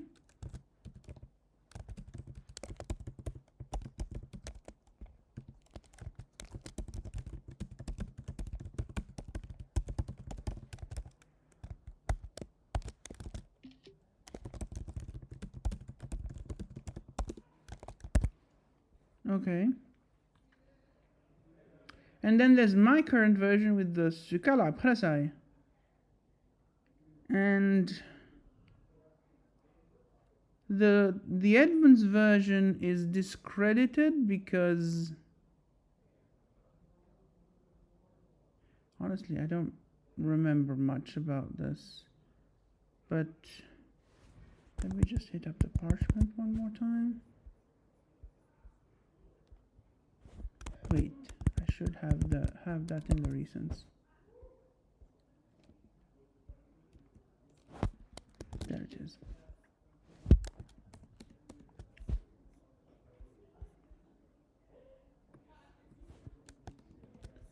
So this has probably already been noted in the transcription episode, but let's see what I can see here. Memnez. Omnizai is here. Omnizai. Okay.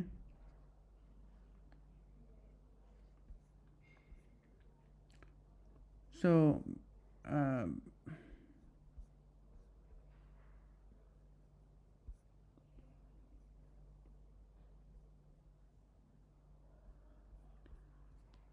So there's no point in rediscussing it. I am sure that.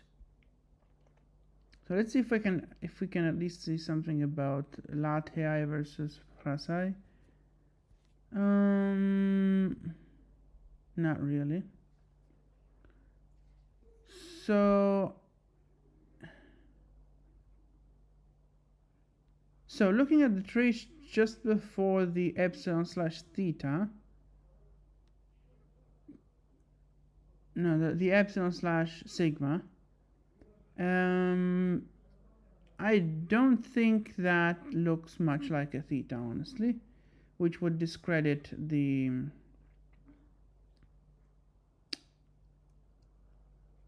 Edmonds version. But between the other two, really, it comes down to mutilated letters that I definitely looked into in detail in the transcription episode.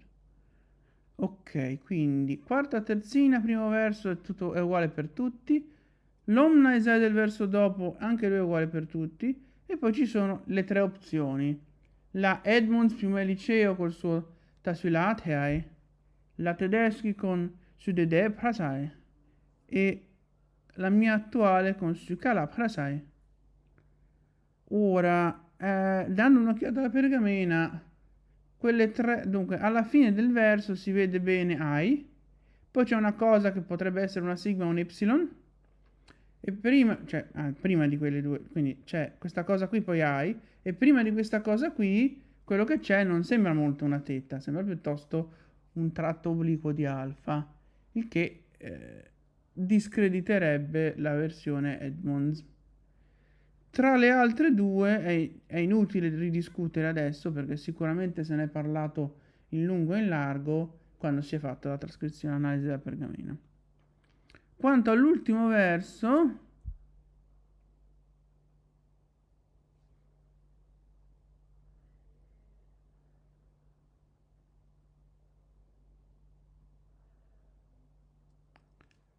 quel famoso ossa malta kakai kalepascomen è strettamente più corto, o almeno dovrebbe esserlo, della versione di Tedeschi, quindi lo escludiamo di nuovo. Dopodiché fra le due mi sembra che alla fine venissero, che sono entrambe più o meno accettabili, e quindi credo che nella versione corrente io mi sia semplicemente tenuto quello a cui ero abituato. Yeah, so last line of the tercet, well, we can exclude the Maltaka thing that we saw before, TCPOS, I think, because it is strictly shorter, or should be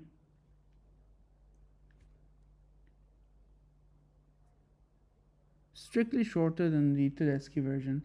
Between that and the one that everybody else, that all the other versions have, I probably just went ahead and chose the one that I was used to from back in high school, which happens to be the Edmonds one. So, yeah. Pollois Garste Panoision. Now, the Edmonds version is the only one different, where gar becomes a, and I don't understand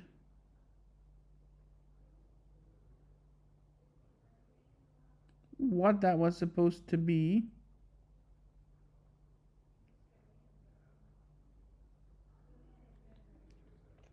But also, if mine is just barely able to fill the gap, this one is definitely too short. So Edmonds is discarded, and we keep the one that we had before. Sì, allora, quindi la terzina dopo abbiamo un primo verso che per tutti tranne Edmonds è Pollo Iscar Stepanoision, e per Edmonds invece c'è un A al posto di Gar, che non si sa bene che quantità vocalica abbia, e non si capisce bene che cosa ci faccia lì.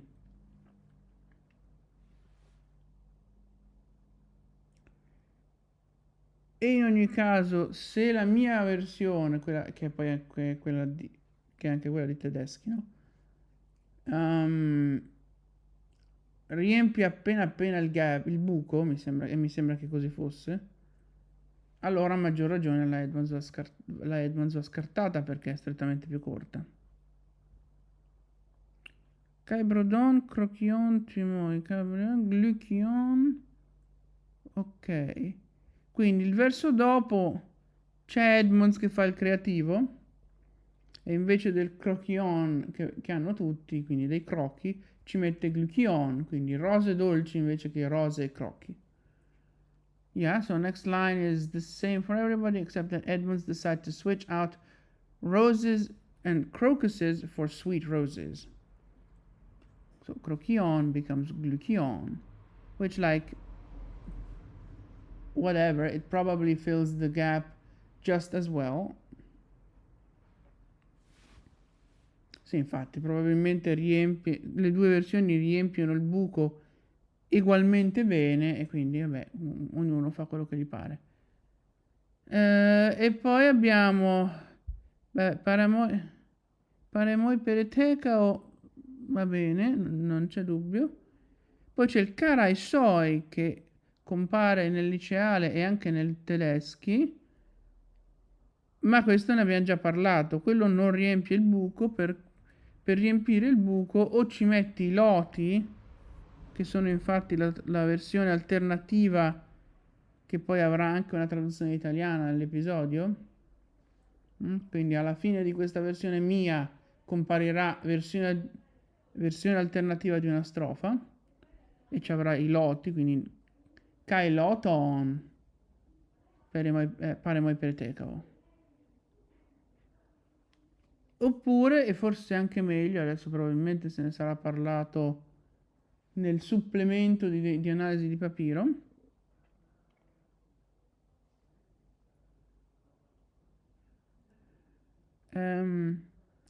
probabilmente, cioè, forse anche meglio, si segue Edmonds col caplocon, che vuol dire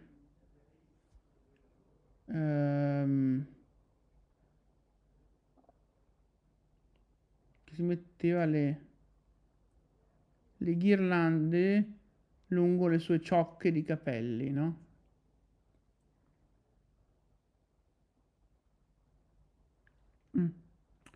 Yeah, so last line of the tercet, we already kind of discussed it. So we've got Karai Soy, which is from Tedeschi and me in high school, but that doesn't fill the gap, okay?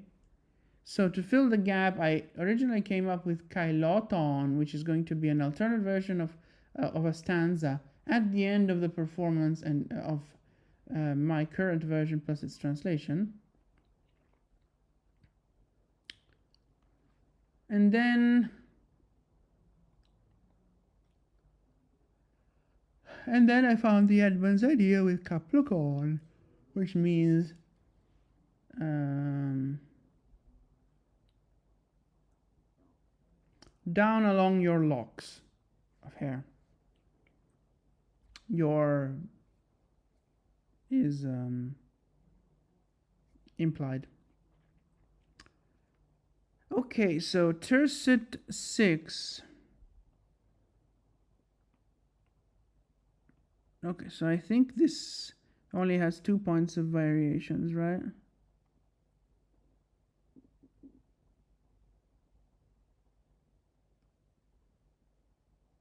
Yeah.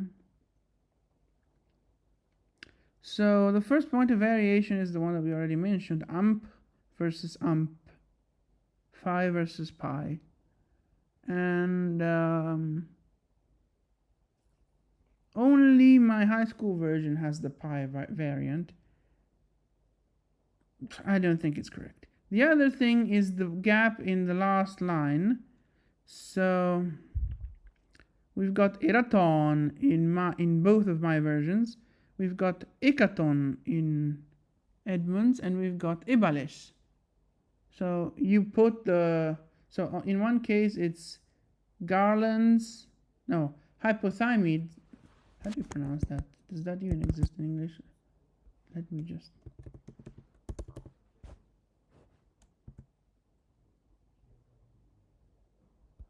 Hypothymous.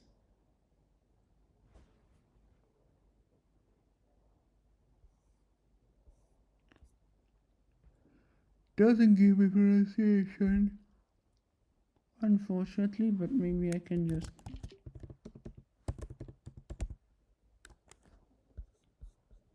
Hypothemes. Oh, hypothemes.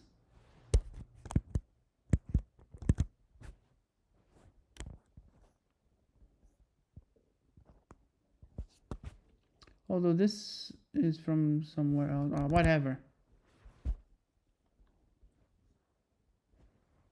So what is this? Okay. Please get out of my recently used applications list. Thank you. What was I saying? I was saying it's either hypothemides made with 100 flowers.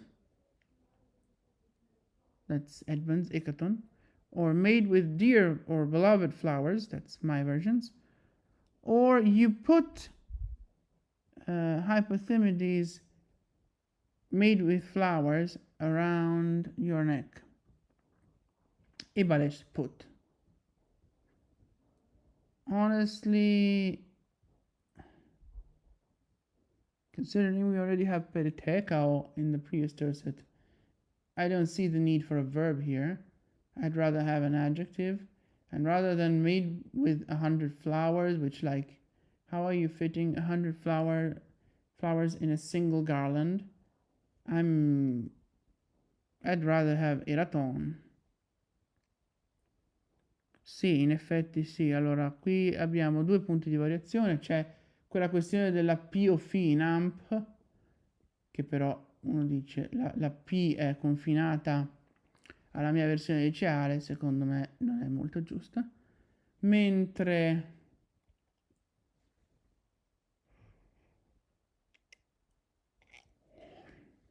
l'altro punto è il buco del terzo verso, eraton nelle mie due versioni, Ekaton in Edmonds e Bales nel tedeschi. Ora, visto il peretekao nella terzina prima, non vedo la necessità di un verbo, quindi preferisco metterci un aggettivo in quel buco, quindi tedeschi la scarto. Piuttosto che dire mettevi ipotimidi fatte di fiori, preferisco metterci semplicemente mettevi attorno al tuo collo ipotimidi fatte, cioè mettevi, che viene la strofa prima, ipotimidi attorno al tuo collo fatte di fiori e un qualche aggettivo. Ora, Edmonds col suo 100 mi convince poco, perché cioè 100 fiori in una ghirlanda sembra che venga fuori un ghirlandone enorme, per cui mi sembra un po'... Quindi propendo piuttosto per eraton, per fiori amati, fiori cari. Magari c'è anche qualcosa di meglio, ma non l'ho ancora visto e non vado neanche a cercarlo, perché se no vuol dire che devo fare un'altra versione alternativa di coso. Yeah, so maybe somebody else thought up a better adjective than eraton, but I'm not even gonna look for that, because otherwise I'd have to make another alternate version. I'd have two terces with alternate versions instead of one. Avrei due terzine con versione alternativa invece che una. Okay, so then we've got the what tercet is that? Tercet 7, which has differences in reading. So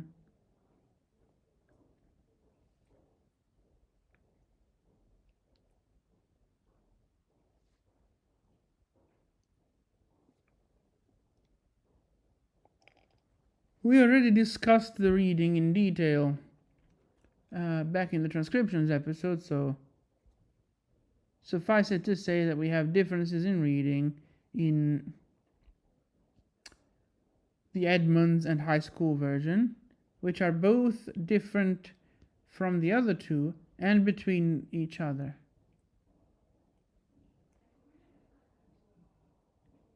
Once you establish the reading, these things are not compatible with it. We already talked about the later edit to this high school version. And the Brinteo Basileo thing. So I think we've probably said enough about this. This tercet.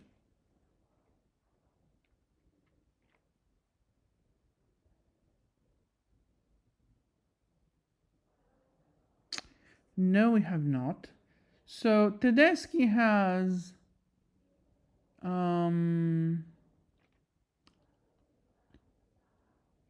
the first line reads pretty much as me. So yeah, kai panta croa. Okay, I guess I have Krya Sunmuroi and he has Son. So your body, so your body with, which is carried by only the case, ointment. Whereas I had Sun, so the body, your body with your implied, with ointment. And the with is there soon. Now that I think about it, I'm not entirely sure if soon is appropriate in there. But whatever.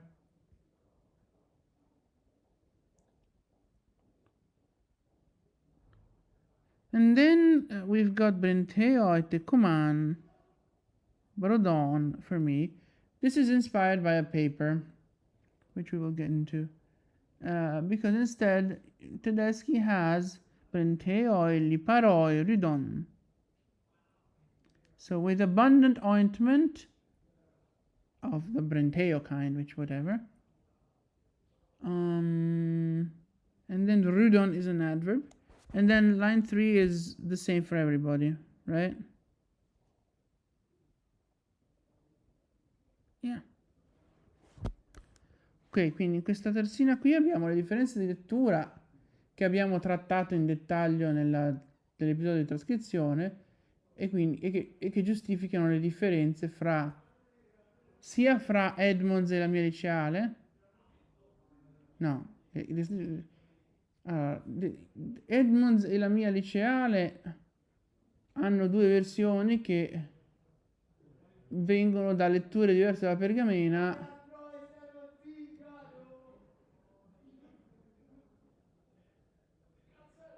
Ma che cacchio è sto casino? Che vengono da diverse letture della pergamena e che ormai sono da considerarsi incompatibili, cioè il papiro, la pergamena, punta piuttosto alla versione Tedeschi, che poi è anche la mia. L'unico dettaglio di differenza fra me e Tedeschi è che io ho Sun e lui ha Son, quindi da una parte viene sottinteso, da me viene sottinteso il tuo, quindi abbiamo ungevi il corpo con unguento, dall'altra parte invece di sottintendere il tuo viene sottinteso il con, perché c'è comunque il caso dativo. Ora mi chiedo se Sun per con qui sia appropriato o no, perché forse Sun è piuttosto il comitativo, quindi un complemento di compagnia che non un complemento di mezzo, non lo so, dovrei verificare. Comunque la traduzione non cambierebbe. Yeah, so we should probably verify if Sun can be a complement of means or only company, because otherwise we need to change it to Son. But then again, the translation doesn't care about that. L'altra cosa è che al verso 2, a parte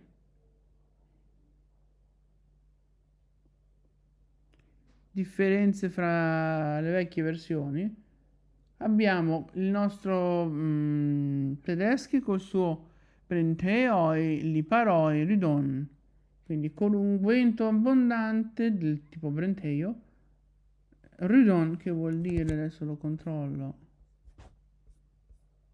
ma è un avverbio.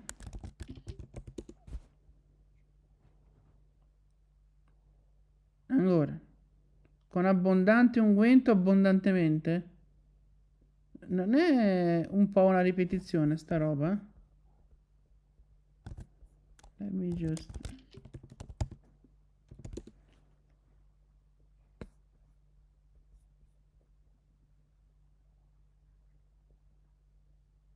Beh,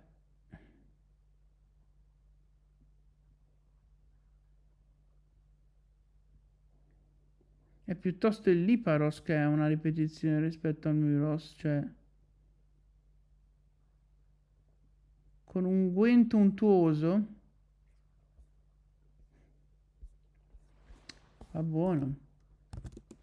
Okay, so the rudon means abundantly, and liparoi is actually unctuous ointment, which is a bit of a repetition, but you know, whatever. E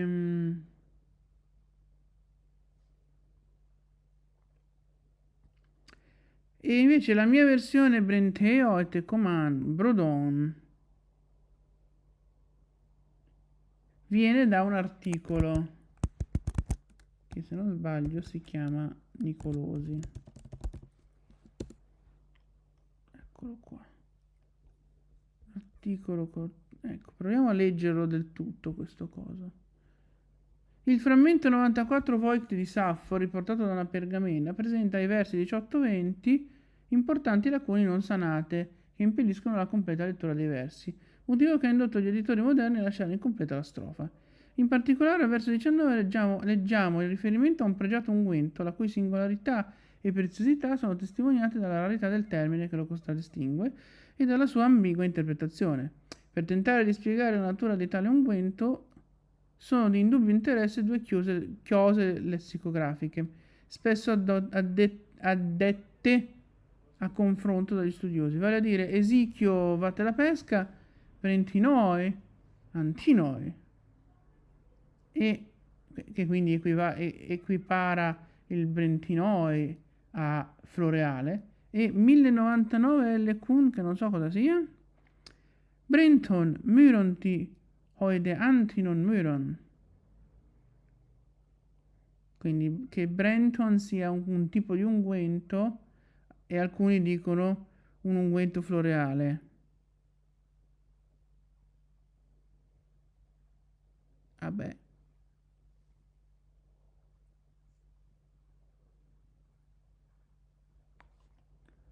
Risulta evidente che l'aspetto di maggior rilievo messo in luce dagli interpretamenta consiste proprio nell'esplicita definizione della peculiare natura floreale del crisma.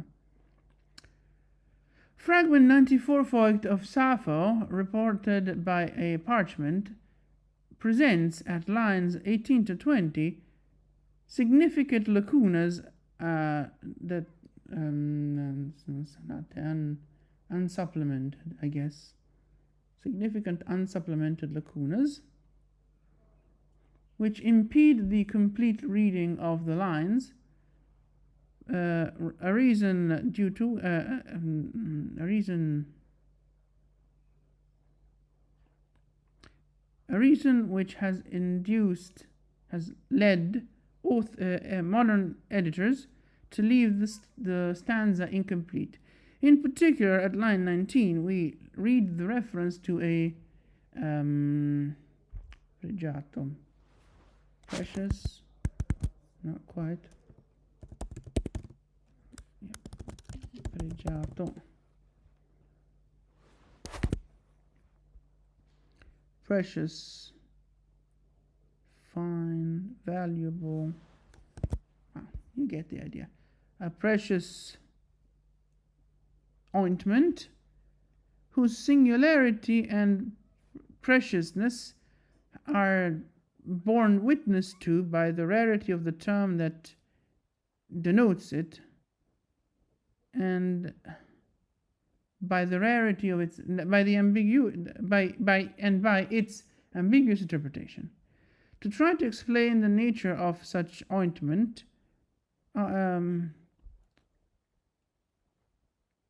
Of doubtless interest are two lexicographical glosses, often brought in for comparison by scholars. That is Hesychius some number, Brentinoi and Tinoi, so equaling Brentinoi to flowerescence, if you will, floral, and some other source which I do not know what that is, which says Brenton, Myronti, Hoide Antinon Myron. I would like to see what is in the unquoted part. But from what I have, this seems to mean that Brenton is some kind of ointment, and some have it to be, some make it be just floral ointment.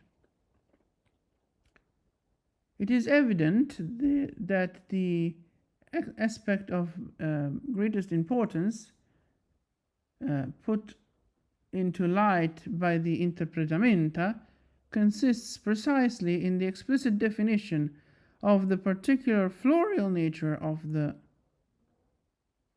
ointment. It's a different word in Italian. Not sure how to render crisma into English. Not to mention the fact that to me crisma is just the oil used for the confirmation sacrament. Già, sto crisma che sembra l'olio della cresima, invece non lo è. Le spiegazioni di Eschio possono fornire un indizio rilevante per i versi saffici, sulla base del quale è possibile avanzare qualche nuova ipotesi di ricostruzione testuale e una nuova sistemazione complessiva del passo, nel tentativo di ripristinare una più coerente esegesi della strofa. Sino ad ora gli studiosi non hanno vagliato la possibilità che la lacuna del verso 19 possa riportare un'indicazione relativa alla pregiata composizione floreale dell'unguento, evidente tratto caratteristico dello stesso. Sulla base di questa considerazione è possibile suggerire la seguente ricostruzione dei versi. The explanations by Hesychius can provide a relevant clue for the Sapphic lines, on the basis of which it is possible to put forward a new hypothesis of textual reconstruction and a new overall sistemazione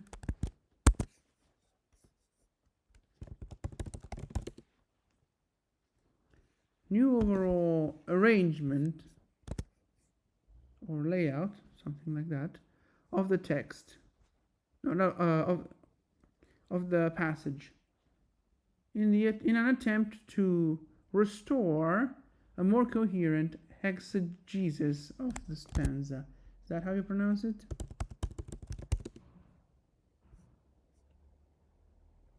You serious?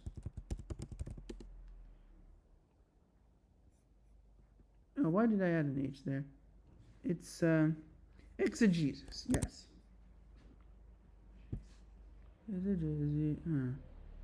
Up until now, scholars have not considered the possibility that the lacuna at line 19 may report an indication related to the precious floral composition of the ointment, an evident characteristic trait of the ointment itself.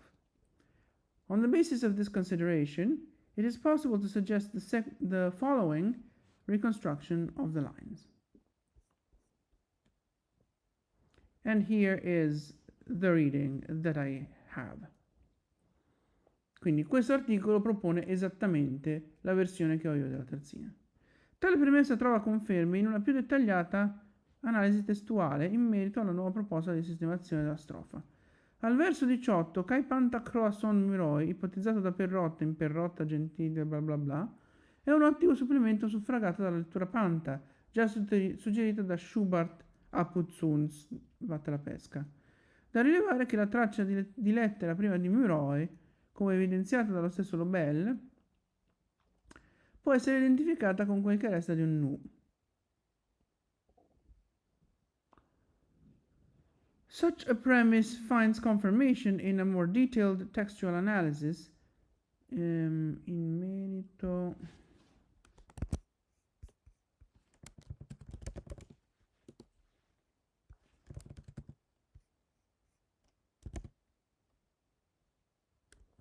with regard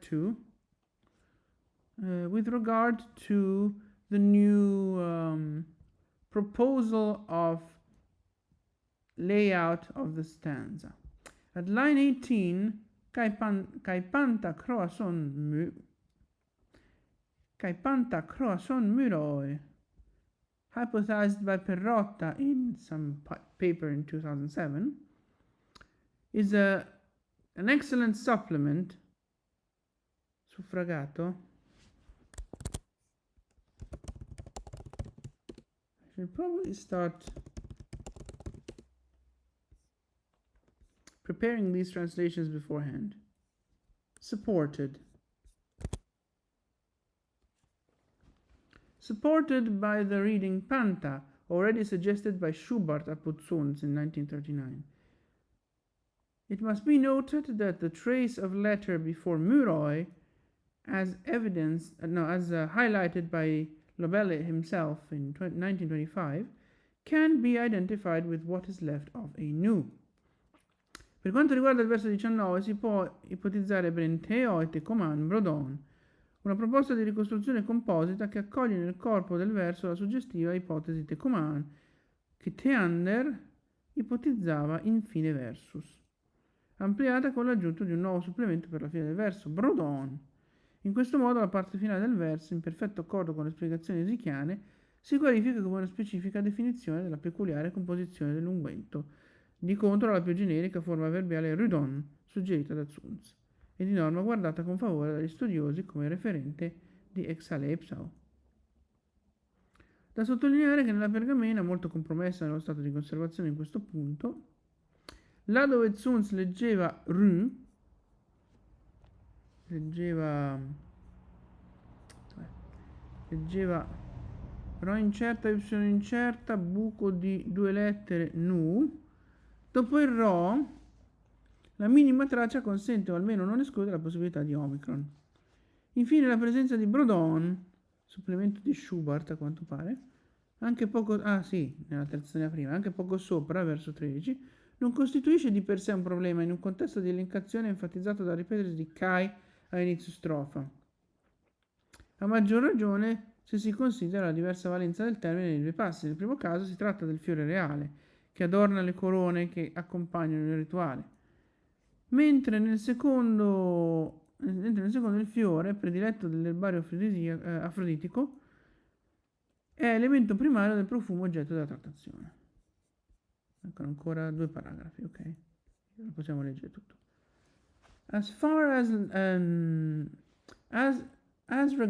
concerns line 19, one can hypothesize Brenteo et Tecoman Brodon, a reconstruction proposal, a composite reconstruction proposal, which accepts in the body of the line the suggestive hypothesis Tecoman, which Theander in 1936 hypothesized in fine versus, at the end of the line,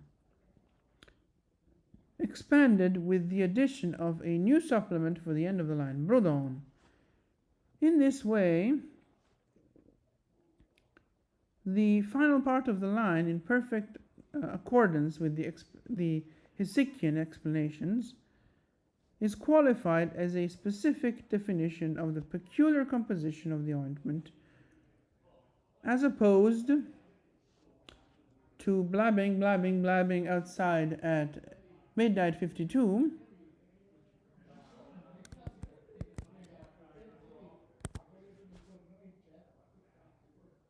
Mom told me to go to bed about an hour ago. Imagine what a waste of time that would have been with this blabbing outside. Where was I again?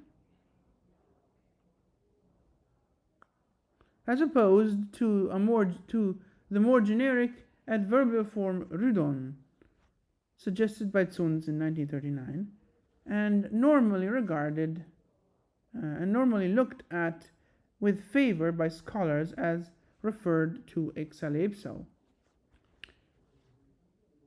It must be highlighted, must be underlined, that in the parchment, very compromised in its conservation state in this point, where Zunz in 1939 read uncertain rho, uncertain ypsilon, two letter gap, and nu.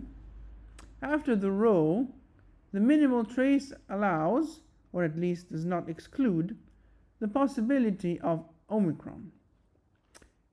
Finally, the presence of Brodon, supplement by Schubert in 1902, also shortly before in line 13, so the previous tercet, does not constitute per se a problem in a listing context, emphasized by the repetition of kai at the beginning of the tercets. You got kai pollois sepanoision, kai pollas sepatumidas, kai polloi, no, kai pantacroson meroi, kai stromnane pimoltacan, cotetis loposoteti.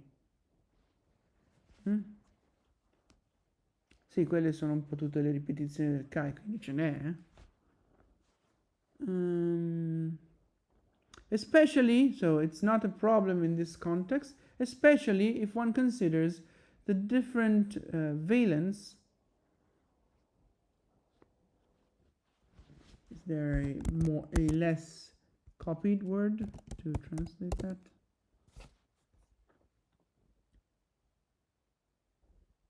Valency. Oh, so much for that.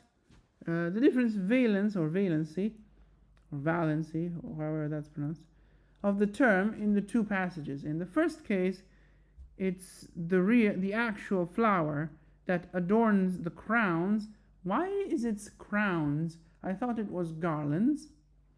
Sì, perché in effetti qua parla di corone? Non erano ghirlande? The crowns that accompany the ritual. Ritual? What ritual? What ritual are you talking about?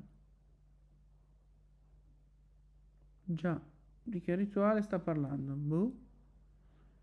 Whereas in the second case, the flower, which is a favorite of the Aphroditic herbarium, surely there's a better, more English term for that. No. Herbarium. Is that how you pronounce it? Herbarium. Yeah. Okay. In the Aphroditic herbarium, is the primary element of the perfume, object of the perfume being described. La struttura sintattica della strofa, versi 18-20, così come viene ora ricostruita, appare più equilibrata e merita un ulteriore chiarimento. Le particelle coordinanti te e kai mostrano che brenteoe, te, del verso 19, è in correlazione con kai basileioe, del verso 20. Tanto ciò per assodato, occorre precisare il ruolo del doppio accusativo kai pantacroason e coman, costrutto nel quale il primo elemento pantacroason sarà l'iniziale oggetto generico di exalepsao, seguito poi dall'oggetto specifico coman, quest'ultimo accompagnato dai dativi strumentali che a loro volta specificano il generico muroi del verso 18, brenteoete, brodon e kai basileioe.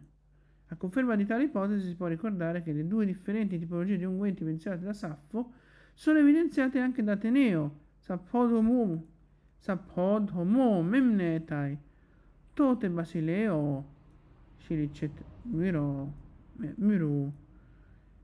kaito brenteo, legusa hotos, brenteo basileo.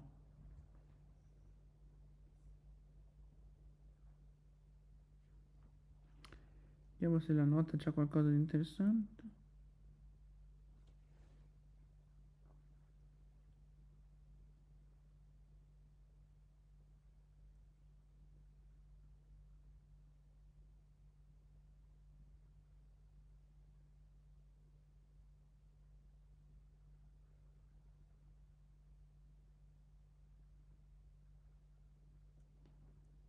Whatever.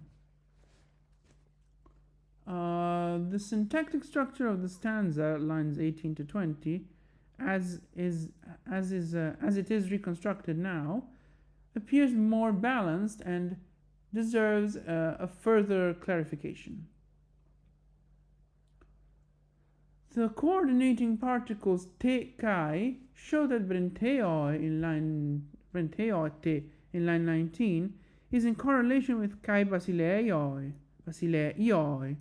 in line 20. Taking that as established, it is necessary to make more precise the role of the double accusative kai panta croason and kuman, a construction in which the first element panta croason will be the initial generic object of exalepsal, followed then by the specific object kuman, this last one accompanied by the instrumental datives that a loro volta which in turn specify the generic myroi of line 18, brenteo te brodon kai basileioi.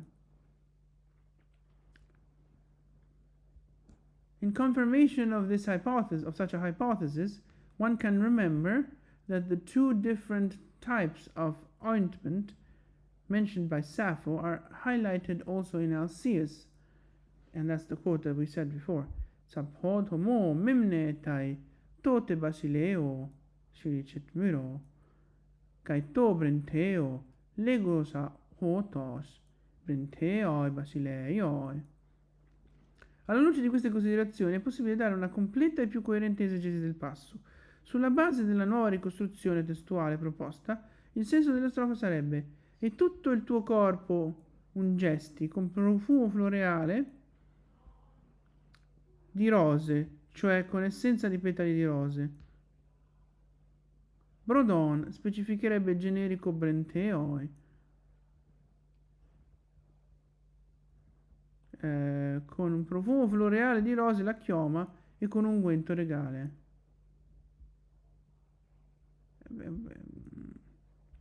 In light of these considerations, it is possible to give a complete and more coherent exegesis of the passage, interpretation of the passage.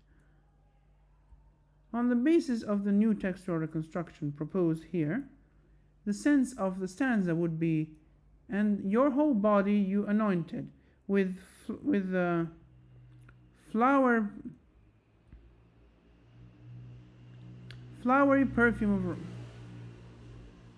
floral perfume of roses, that is, with essence of rose petals, your hair, and with regal ointment. This is like a rather convoluted construction, honestly. It's like you anointed your whole body with regal ointment and your hair with the flowery thing. That would be the idea. But the way it's ordered is quite weird, but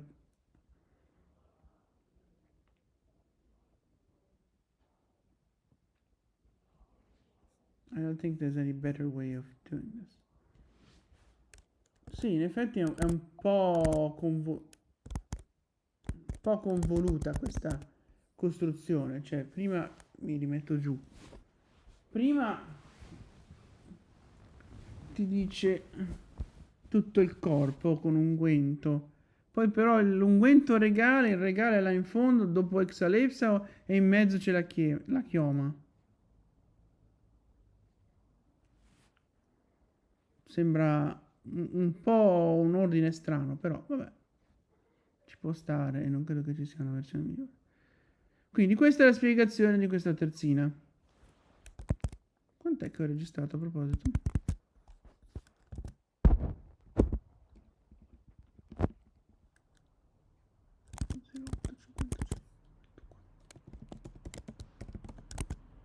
Quindi è quasi un'ora che registro.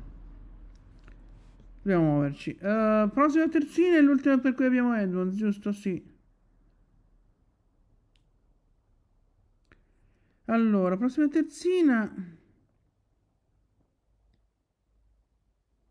Il primo verso è uguale per tutti tranne che per Edmonds, ma qui è perché a Edmonds gli manca un pezzo di pergamena. Quindi rispetto a quello che hanno tutte le altre versioni, Edmonds cosa fa? Kai strom nase piché mena. Quindi giacendo sopra il materasso, e adesso facciamo tutto Edmonds, a palan panone aton, exies potone ed poton glucion. Quindi scacciavi tutto, ogni tuo desiderio di delicate pietanze e dolci bevande, che non è affatto compatibile con la pergamena, ma è perché a lui gli mancava un pezzo di pergamena, che in particolare esclude sia le bevande che le cibarie. Yeah, so Edmonds here has a missing piece of parchment, which leads him to the version that you just heard, which is like, and lying on the mattress or on the bed, you drove away all your desire for sweet foods, delicate foods and sweet drinks, which is not compatible with the parchment. But then again, he was missing a part of the parchment, and this thing is compatible with his part of the parchment, or at least I am assuming that he was missing a part of the parchment, because based on his critical notation, where we have letters in the parchment, he did not. So he must not have had that part of the parchment. Giusto, sì, noi stiamo dando per buono che gli mancasse un pezzo di pergamena, perché la sua notazione critica dice che da un certo punto, che alle fine dei versi non c'è niente, mentre invece non è vero, e quindi evidentemente doveva mancargli il pezzo di fine verso della pergamena. Dopodiché ci sono differenze di riempimento dei buchi. Dunque l'ultimo verso a questo punto è uguale per tutti tranne che per Edmonds, così come il primo. Quello in mezzo invece c'ha il buco, che c'ha il pezzo che a momenti non si legge e il buco da riempire. Ora qui la versione che avevo adottato al liceo, che chissà da dove sbucava, ma probabilmente si è visto prima da dove sbucava. Adesso aspetta che guardo.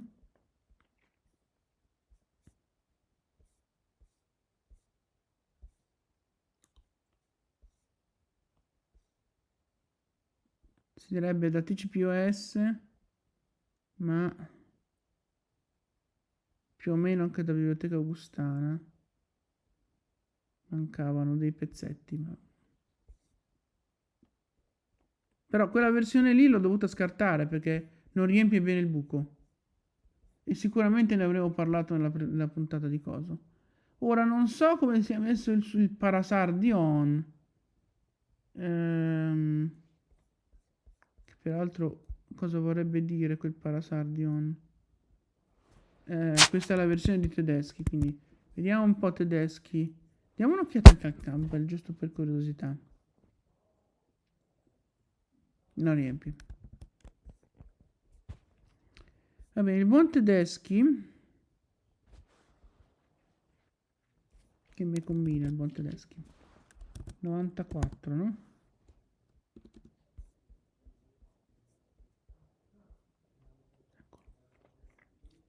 Allora, il buon tedeschi cosa fa? Il buon tedeschi deve andare a fanculo. Ecco cos'è. Perché il buon tedeschi sembra, dalla mia versione, che metta dentro Sardi, ma come brutto bastardo lo mette dentro solo nella traduzione. E nella sua nota 483 a questa cosa.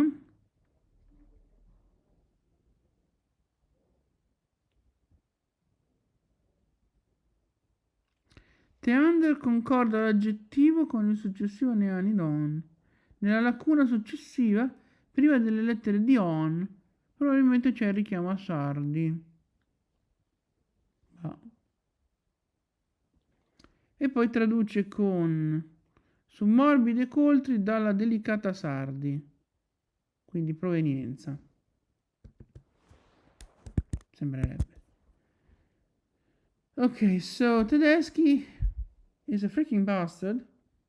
We have already seen this bastardity in action when we commented on what he did with the fusions, the combos. But he left the Sardion, the Sardis, only in the translation, and in the note just says that there was probably a reference to Sardis in the gap, for no reason at all. Not that he not no reason that he actually lists or mentions. So not much there, is there? Apparently it's an idea from West. Ok, quindi questa è un'idea di West a quanto pare, questo Sardion. Che vabbè, uno dice, ok, so Parasardion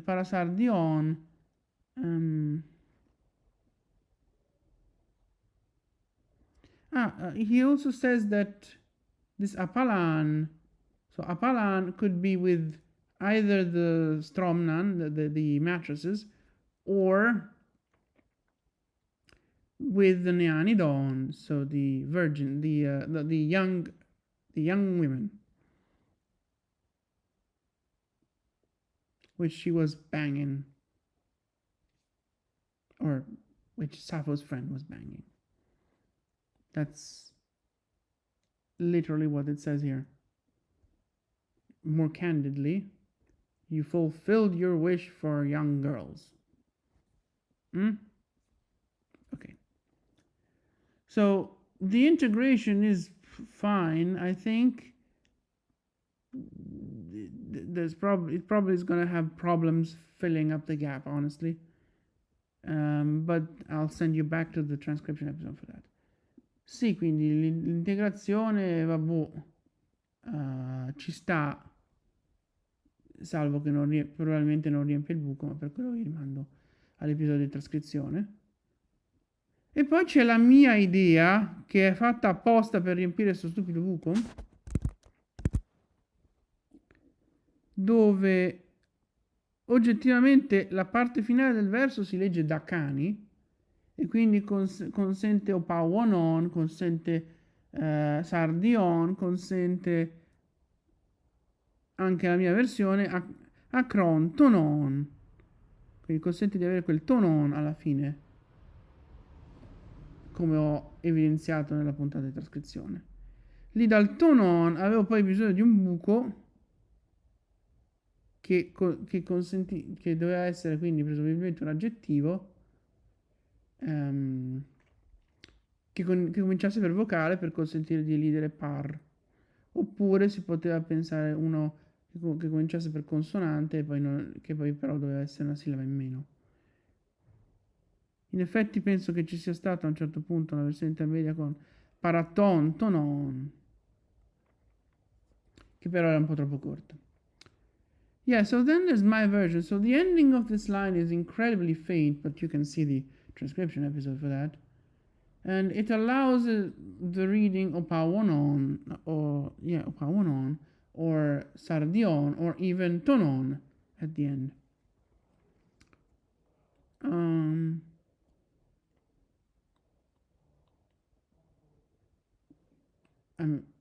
I assume it does, but see the episode. So with this tonon, which was possible, I then needed an adjective, which was either to be two syllables with a vowel at the beginning to allow for the truncation of para, or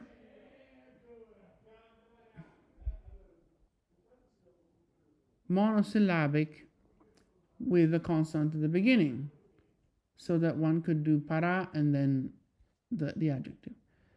In effect, I think there was at some point a version with paraton, tonon, which was not long enough for the gap. So, and now we have come to the point, which is the reason for doing this fragment in June. This is the one clear reference to lesbian sex that I can think of in Sappho. So this friend was actually banging young girls. And with this supplement here that I came up with, we are actually referring to the moaning of either the girls or the friend or both. So, perfect thing to deal with in this month. So the high-pitched notes would be the moaning of the girls, or the moaning of the parties involved.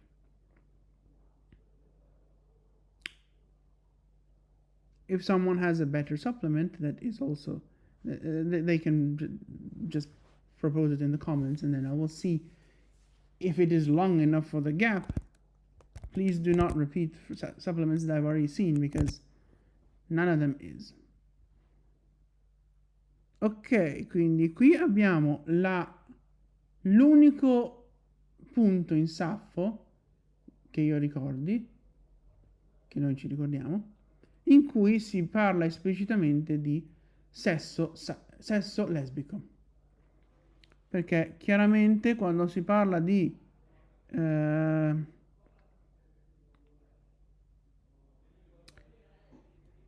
soddisfacevi il desiderio di fanciulle, di giovani ragazze, giovani donne, mi raddrizzo, non c'è molto dubbio. L'unico dubbio è se il desiderio fosse lei che desiderava le fanciulle o queste che erano rapate loro. Ecco. Quindi questo è il motivo per cui ho messo questa roba in giugno, Pride Month. Proprio il frammento perfetto per il Pride Month. Per giunta, con questa integrazione delle note acute che ho inventato io, le note acute cosa sono? Penso che possiate immaginarlo, no?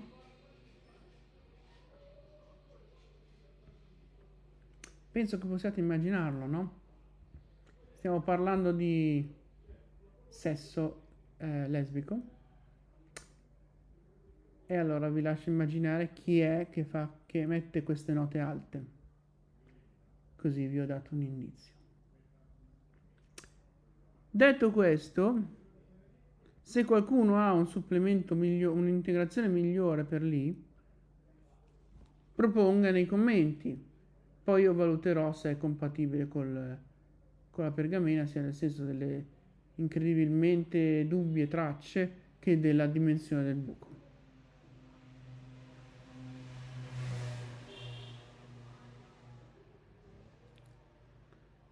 Prossima terzina. A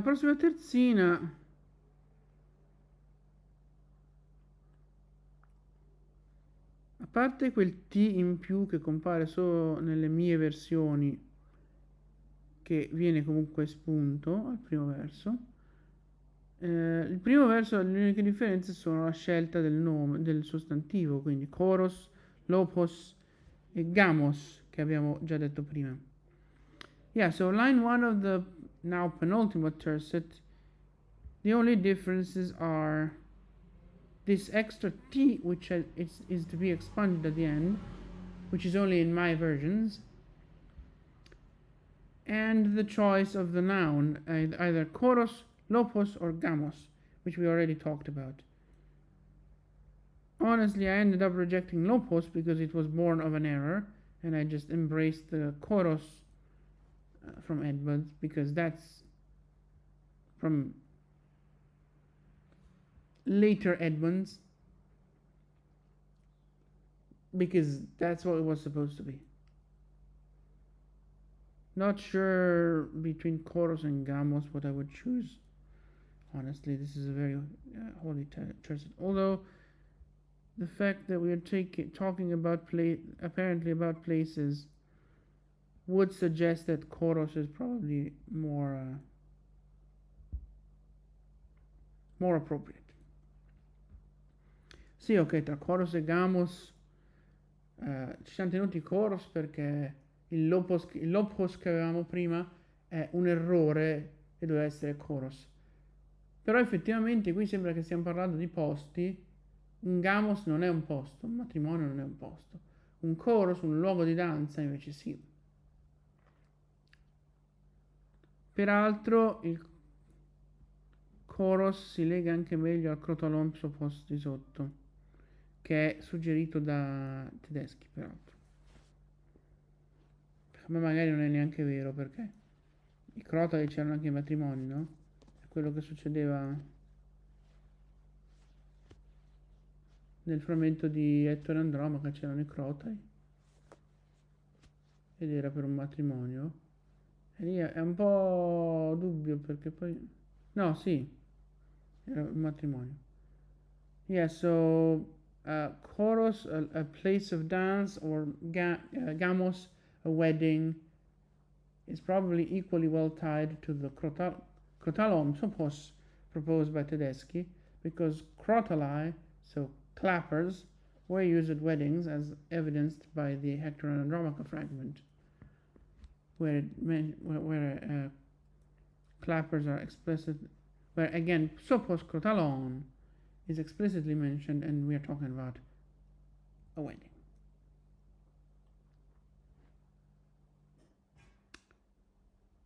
As for line 2 of this, well, Tedeschi stops at what is on the parchment. You already know it. I mean, we already discussed what the text is here. And line 3 is equal for everybody, so ok. Quindi per il resto, le mie due versioni hanno il testo del liceo che abbiamo spiegato prima. Il terzo verso coincide con Tedeschi, per il secondo Tedeschi si ferma a quel che c'è sulla pergamena. Per quanto riguarda guardalo lì il chorus, l'ultima terzina, la versione del liceo era un'invenzione mia, però non mi convinceva a vederla adesso, per cui l'ho rivista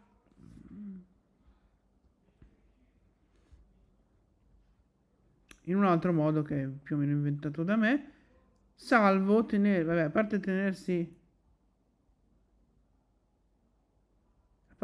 la primavera, ma perdere le ore, quindi vuol dire che adesso il par regge il genitivo, che evidentemente mi sarò preso la briga di controllare che funzioni.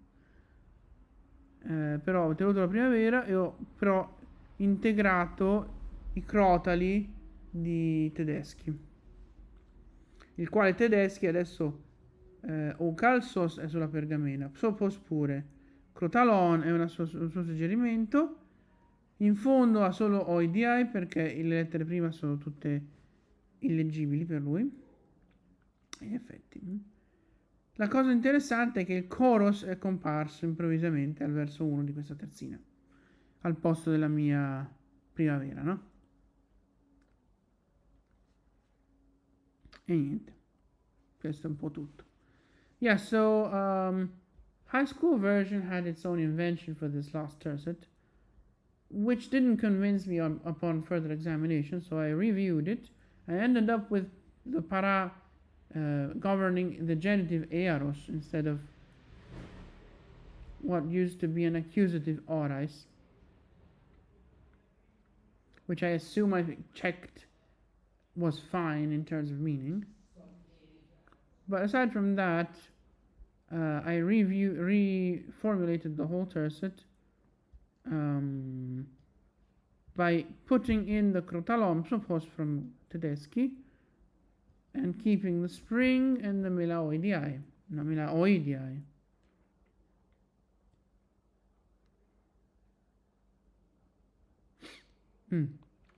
As for Tedeschi, well, Okalsos and Psophos are on the parchment. He integrates crotalon. He has this oidii at the end, which he does not complete. And then the choros resurfaces in this tercet in the place of eros, because what's on the parchment is the ros is clear enough. The letter before it is a trace, so you can read it as both an alpha and an omicron and probably other stuff. And then the chi, or in my case the a, is in the lacuna. So this is the critical note for the text. One last thing before we go to the bad Slater reviews. So in the episode I'll be doing my version with this translation, alternate version of one stanza and its translation, my high school version,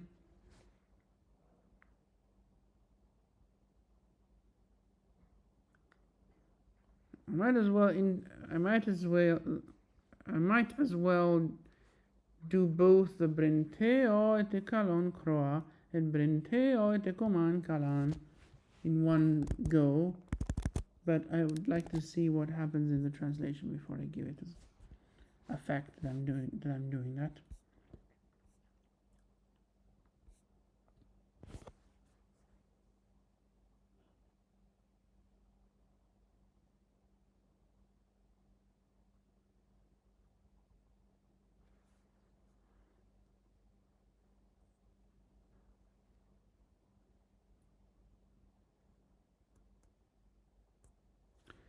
You know what? Maybe I can put a momentary second voice for that variant. Yeah, I think I'm gonna do that.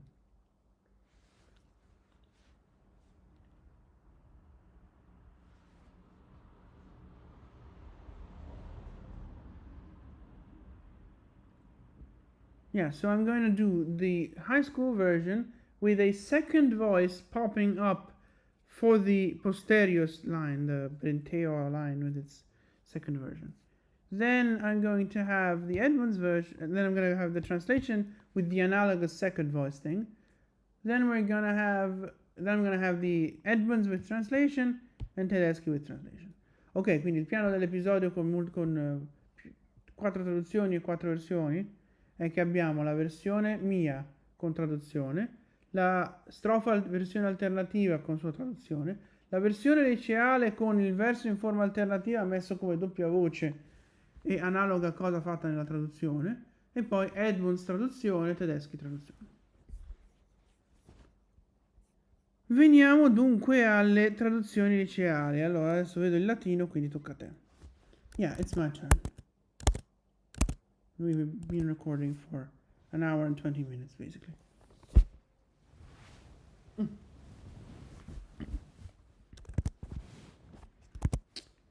Attidaut spiciumquac mortuesse quidem volo.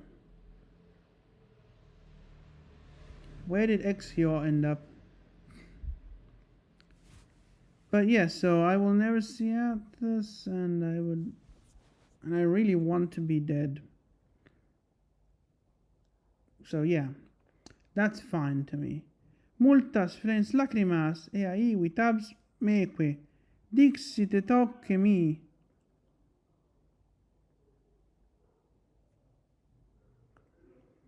This is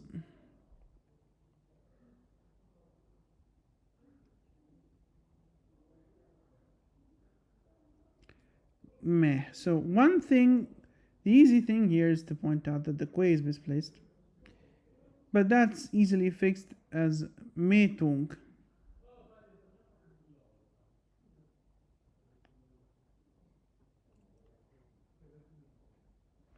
You know what? The easy fix here, since catelimpanen is actually an imperfect, we should have an imperfect there too. So I'm just gonna fix that. As multas flens lacrimas abiebat ea with the scenarios, and then me tunc. That fixes the problems there. Dixit et hoccemi.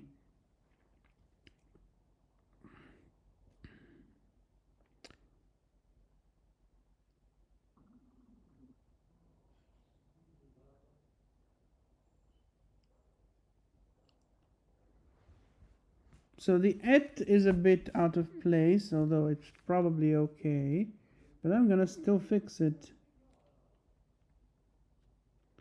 Me tunc hocceque ait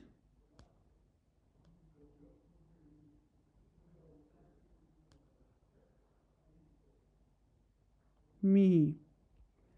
So that's another fix. But yeah, that was already fine essentially. Passa quam mala me sumus sap proimuite gote quid abseo.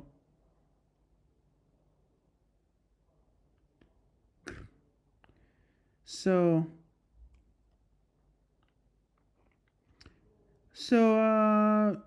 that may on its own doesn't sound nice to me. So what bad things we have suffered, me, O Sappho. And then te quid abseo, there's again the abseo with the te before abs, which is not great.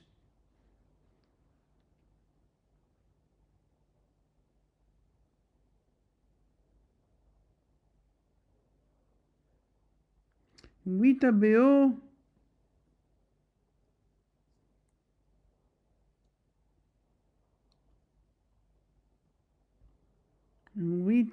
equidem tego.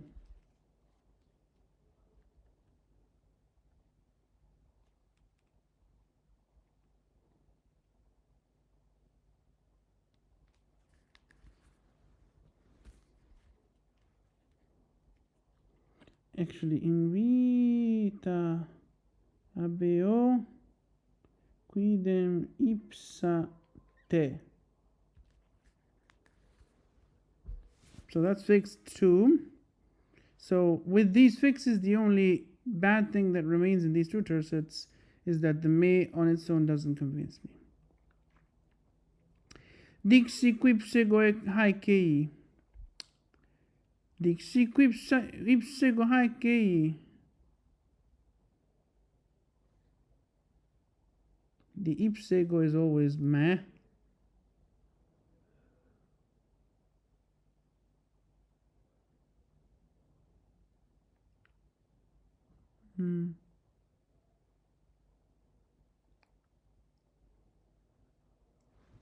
Responsiquigo haikei.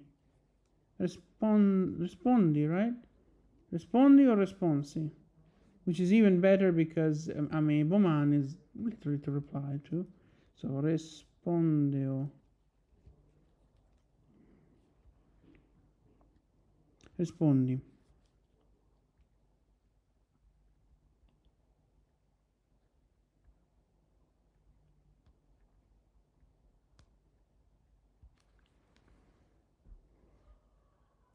Valens ique me ique tu me vento. Schiseni volui bene. I don't know if volui bene is an actual Latin expression. But if it is,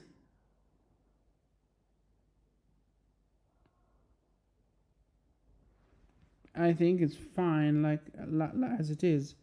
The doubt that I have is skis really a short syllable? No, it's not. Okay. So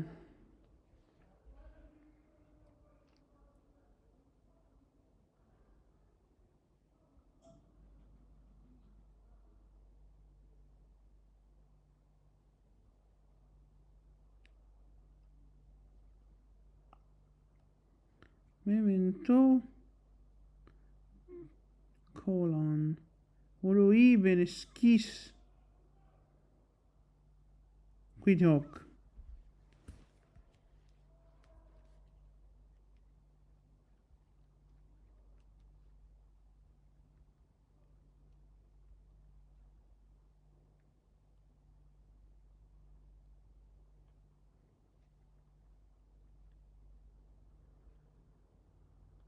Skis penhoc.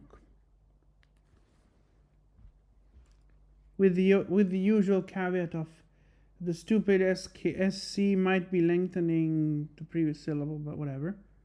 Can't think of a better way. Si went on. Ego tu volo quoblisceri reculta beas quanta cara que pulcra viximus. My God, what the heck is this?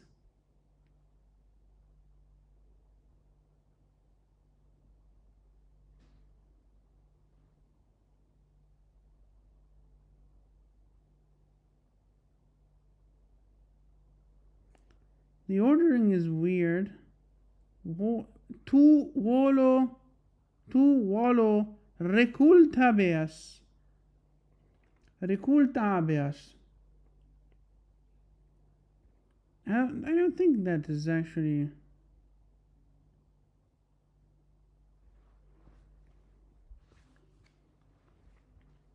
Like, this is like recolo, to remember.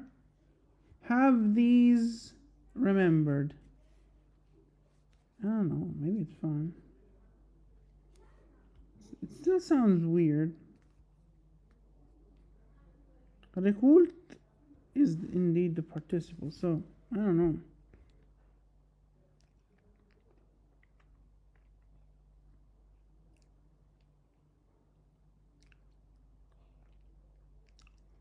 Not gonna fix this, but I don't like how it is. I can't quite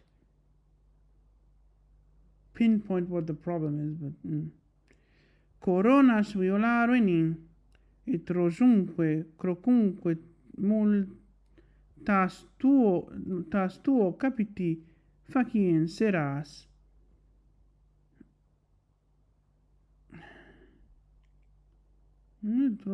So archaic genitive on rosum and crocum. Tuo capiti faciens eras. So faciens eras seems like an anglicism. You were making. And also, you were weaving would be the correct translation. So this is a meh thing. A very meh thing, if it's even a valid Latin construction. What? In textas hypotymides, in textas hypotymides, multas volumeroque factas caro tibi flor aderant quidem. So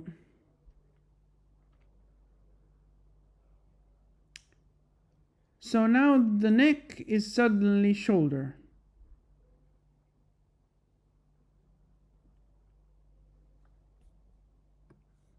Honestly, I think that might just have been fixed by the pulchris floribus millibus. No, wait, millibus. No, that's inspired by the Edmonds last line of the tercet.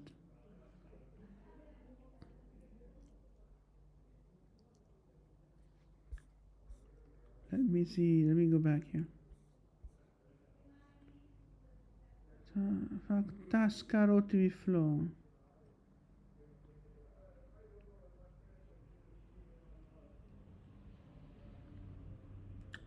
I mean, you could just use the translation from below of the Athenaeus quote.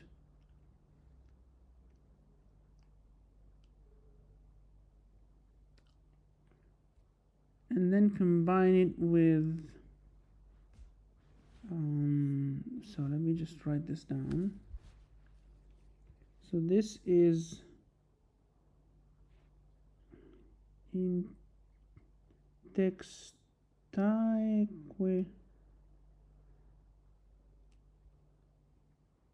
hypothymides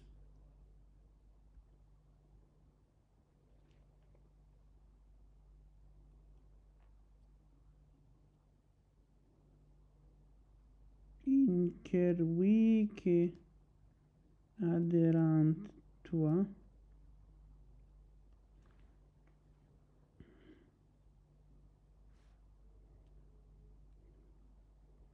caris floribu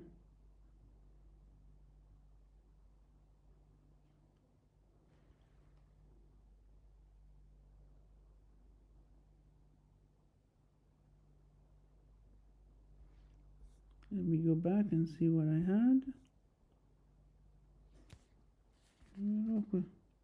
So of course one less small numeroque of course has the que in the wrong place.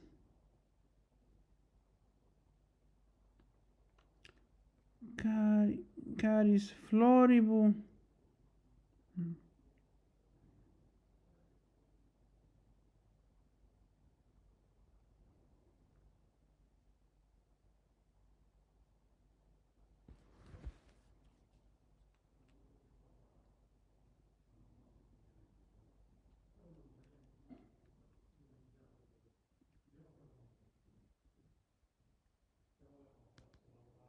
Not too convinced about that.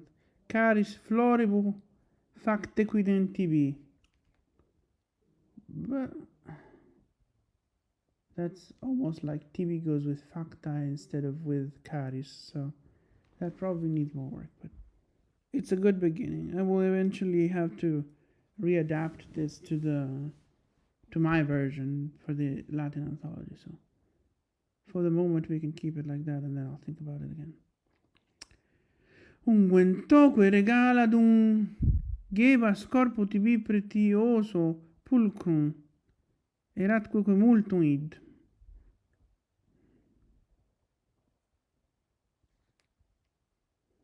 So with precious ointment you anointed your body, because ventiote calon your beautiful body. Bit of a weird word order, but you can do that kind of stuff in Latin, so no problem. And it was a lot because liparos. Actually, liparos is not abundant, but whatever.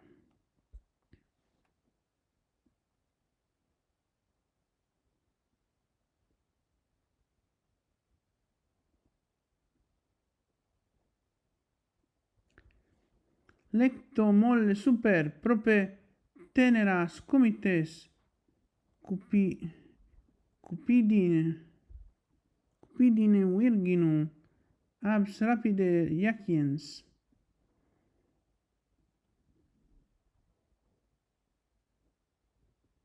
And then eras tu.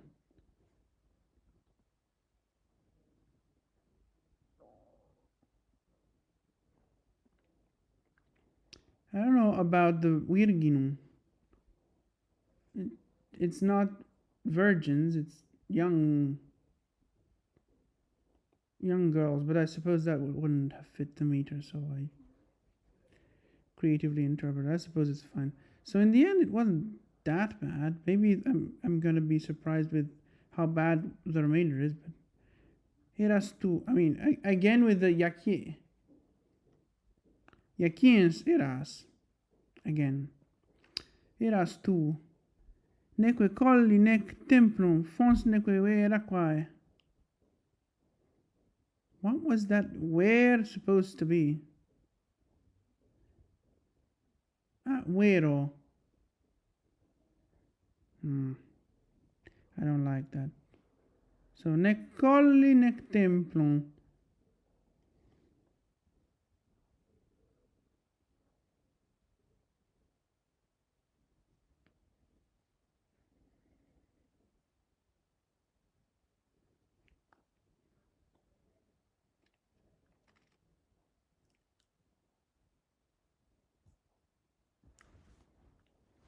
You know what? Let's fix this too. Templo en neque fons aquae. That's better. Fuit quonosquid adire vitarimus. That's fine. Nec nemus propora sueris. Isn't? So there was an immetricality, but I fixed it. This is another immetricality, I think, because horas. Pretty sure hora is with a long O, so it's not metrical there. Yeah, so that's another immetricality. Nec nemus proprio.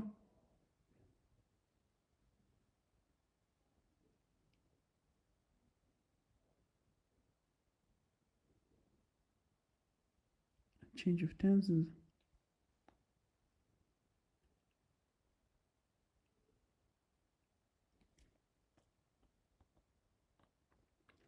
So nec nemus propora sueris rumor pleno habebat at dulces nostrineis resonant cori.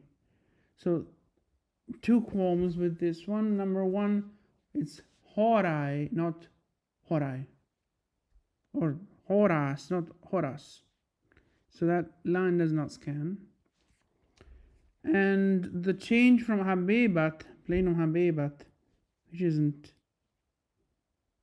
which probably isn't the best idea to render fill up, but I suppose it can work.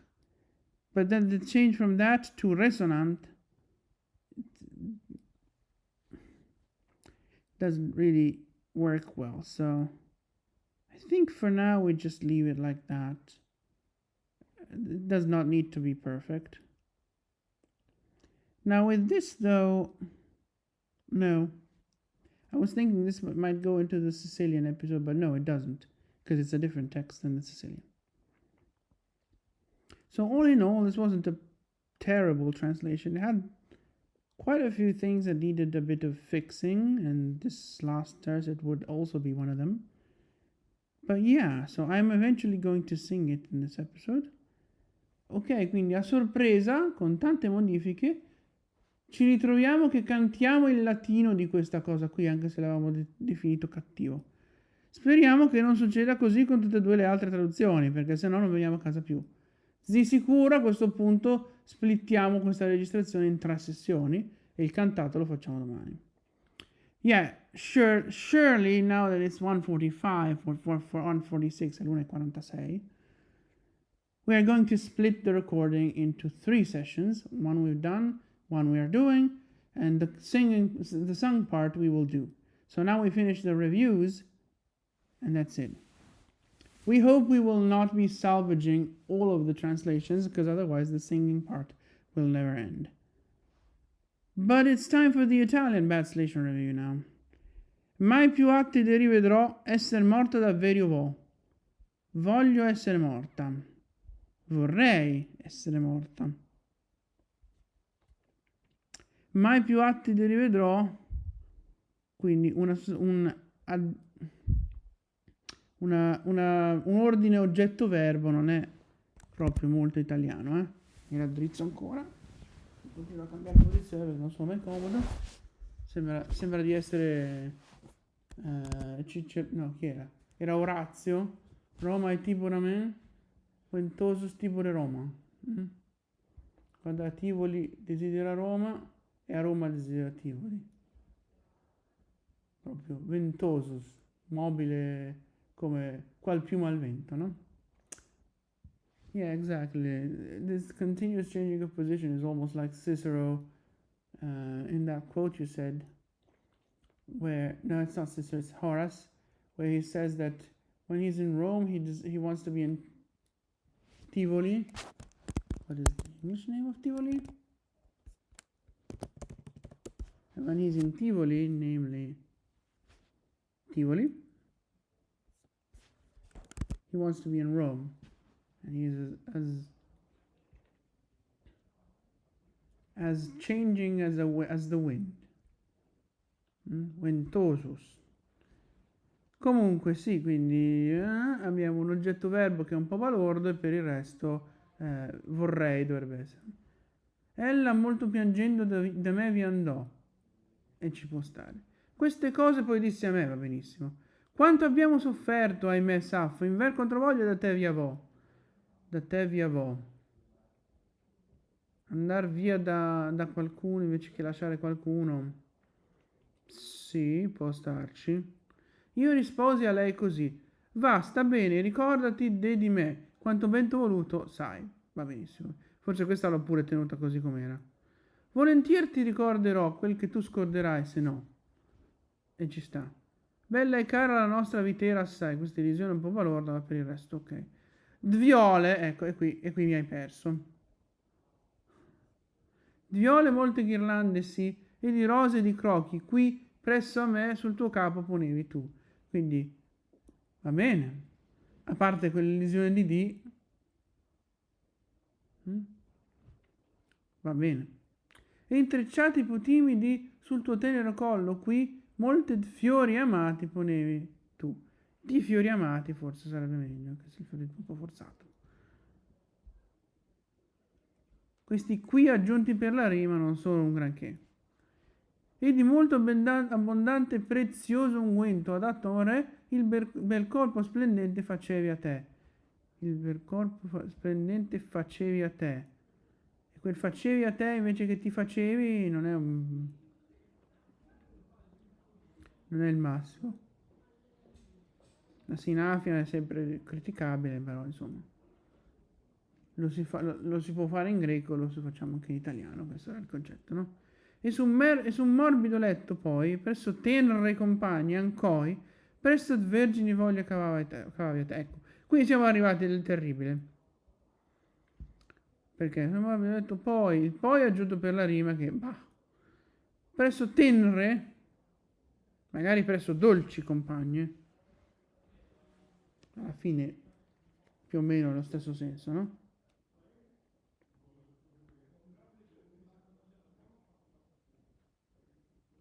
Ancoi con quell'arcaismo di oi, con quell'arcaismo balordissimo di oi per oggi, però vabbè.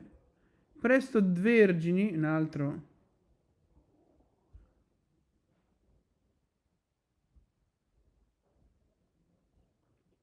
Voglia cavavi a te.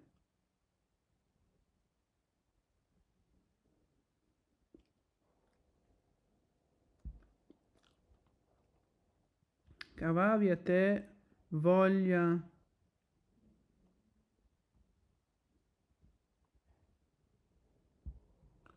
Se riuscissimo a fare di qualcosa, la voglia cavavi a te ci può stare. Di fanciulle.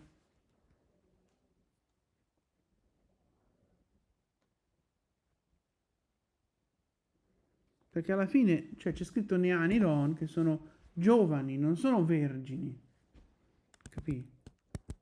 Per cui uno dice, ma perché devo metterci le vergini? Quindi questo l'abbiamo sistemato anche lui. Secondo me finiamo che la cantiamo perché ci sono un paio di magagni, ma vabbè. Né a collina né a tempio mai, né a specchio di acqua andai, ove non fossi andata già pria con te. Va bene. Né a collina né a tempio mai, né a specchio di acqua andai, e no, l'ho già letta. Né mai bosco riempivasi primavera vicina di chiasso, ma cori dolci di me e di te. Primavera vicina vuole essere un ablativo assoluto? Insomma,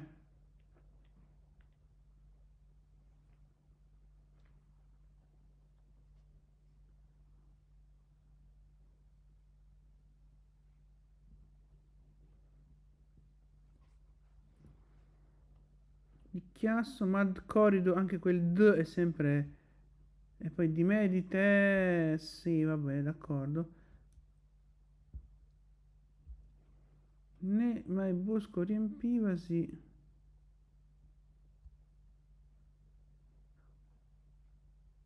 Possiamo sistemarlo in qualche modo.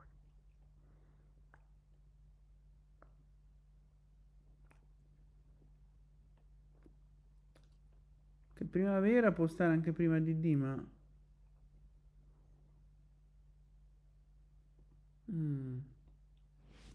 Comunque alla fine viene fuori che cantiamo anche questa.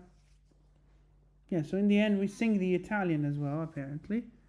Hopefully we will not be singing the English as well, otherwise this will end up super, you know, super long singing. Ne a specchio di acqua, no, primavera vicina.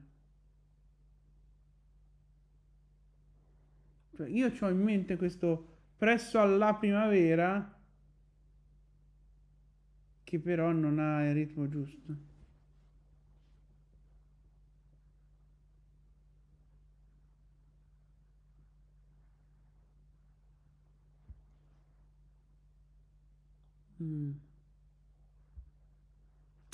Nella bella stagione?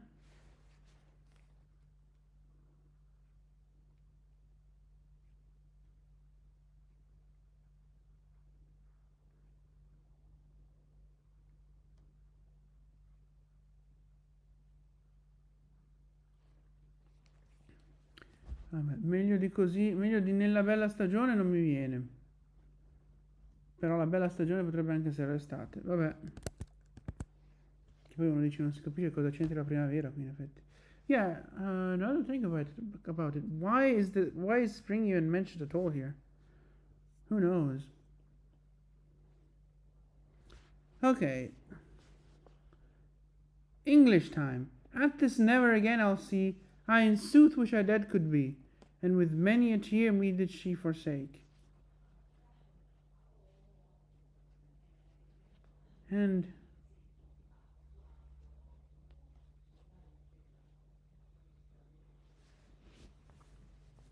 with many a tear she did me forsake.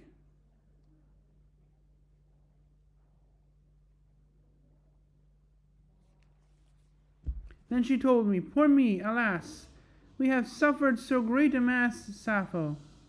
Thee I unwilling indeed forsake. I mean, so great a mass. We have suffered so great a mass isn't really very good. Let me just see if we can find a better...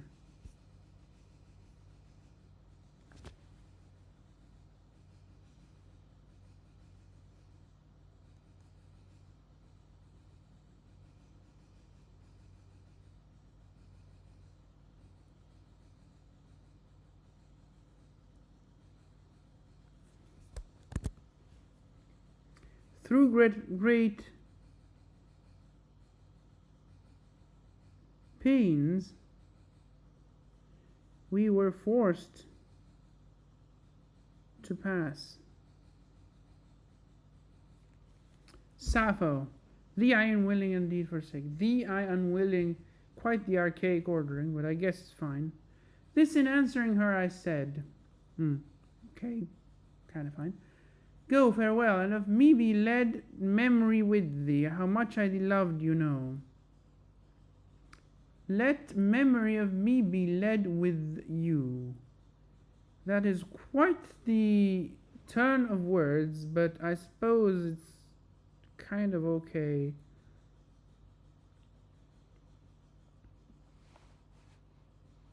And if not, I shall willingly.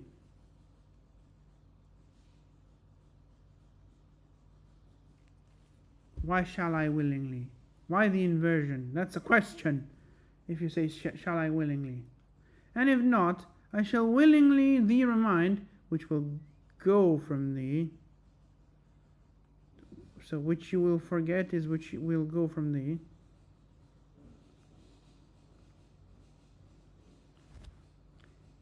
Not very good.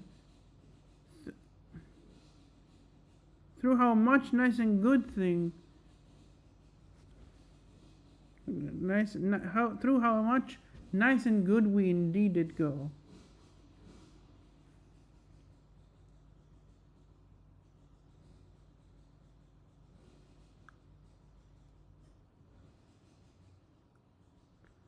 through what beautiful dear things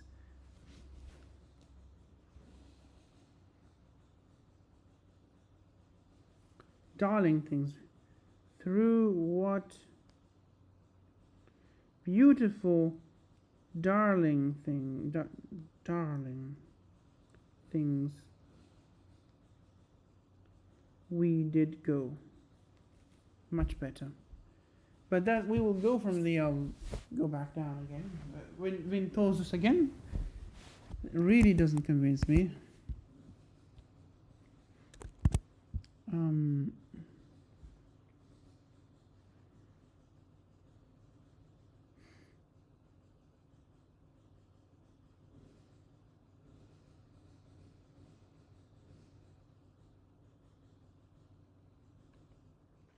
Can't think of a way to fix that, so I'll just leave it there. But yeah. Many violet garlands, you and of crocus.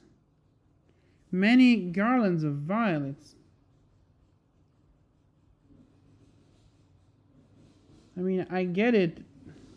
I wanted via to be 2 syllables, but we can leave it as 1. I should probably close that window. I think there's something coming in that shouldn't be coming in. But yeah, many garlands of violets, you and of crocus and roses too, having made on your tender head placed by me.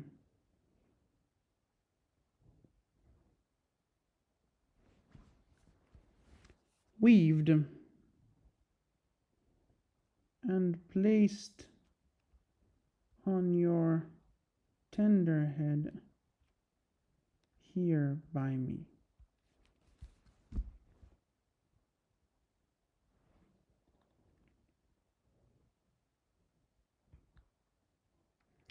Hypothymids. I'm not sure if this is an actual word in English, but whatever. Hypothymids indeed a lot, round your tender neck you did put. Not quite the rhyme, but whatever. Interwoven from flowers so dear to thee. I suppose that's fine. With much ointment abundantly, precious, regal indeed, to thee that so beautiful body anointedst thou. Well, this is an Italianism. You anointed that body to you is precisely what Italian would do.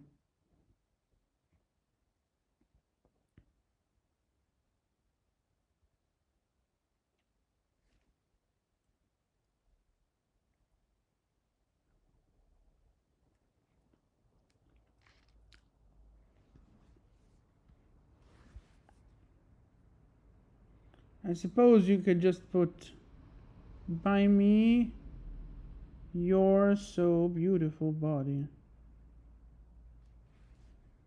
And that gets rid of the Italianism. Anointedst thou is quite the archaism and the mouthful, but whatever. And upon a soft bed you lay, by your tender girl friends, away sending the longing for virgins twixt now and now. Okay, we have gone into the terrible.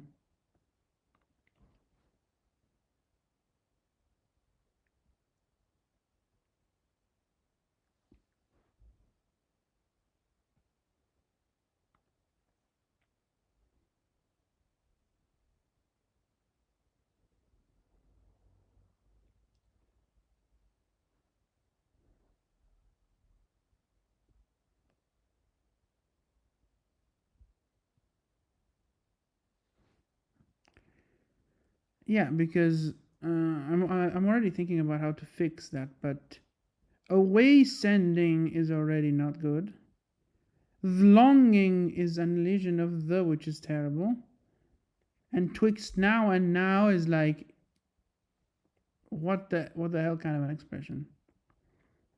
Let's leave that to sediment for a second to finish the review and then come back to it, see if we can fix it. Neither hill nor a temple nor water pool that I've known before was there far from the which we would keep our feet. So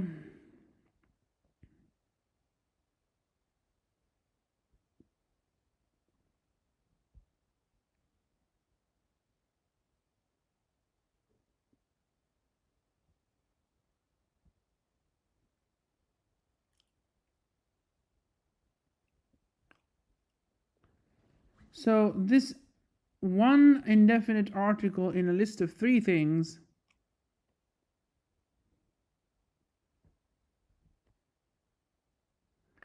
is not very good. So we will do neither hill, no, nor temple.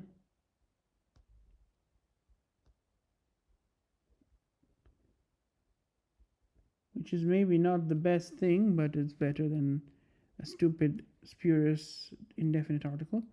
Water pool should be pool of water, and the relative is not needed, so pool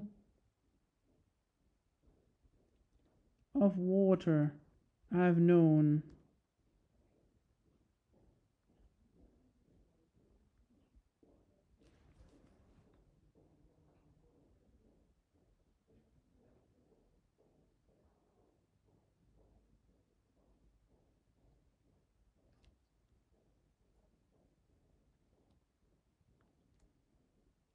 Was there far from the witch? We would keep far from the witch is no, that doesn't work. Pool of water I've known before.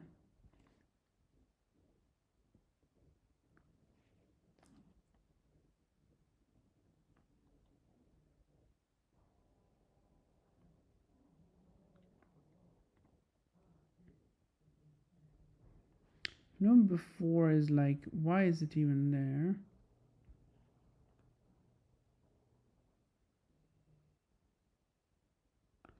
Okay, let's finish the thing and then come back to these 2 tercets.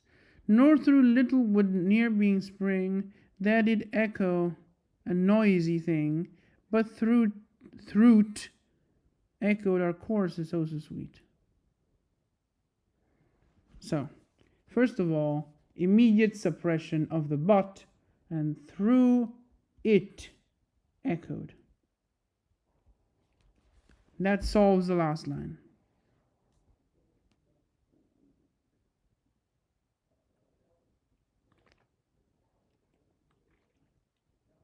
A noisy thing doesn't echo, it's a noise that echoes, but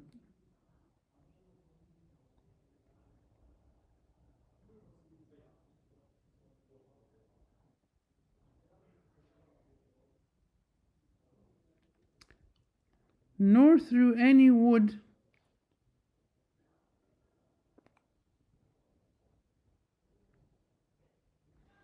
near the spring.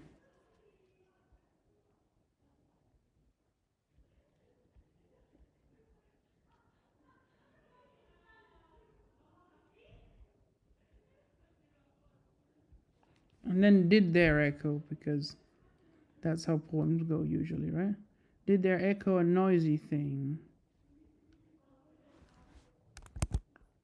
So is there any rhyme with thing?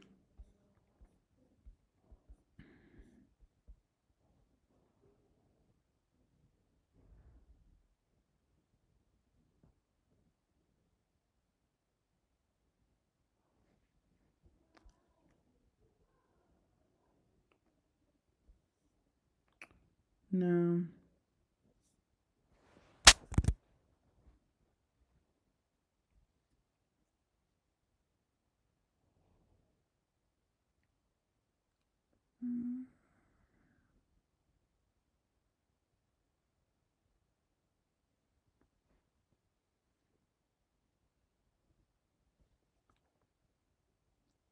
Nor through any wood near the spring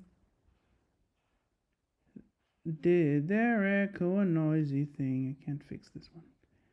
But through it echoed our choruses, oh so sweet. Okay, so back to the previous ones. And upon a soft bed you lay.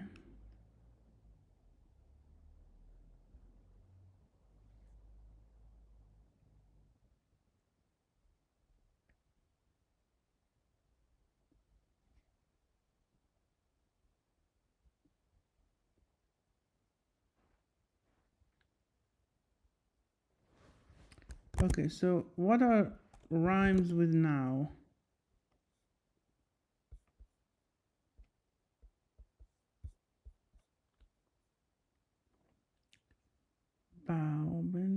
body, no.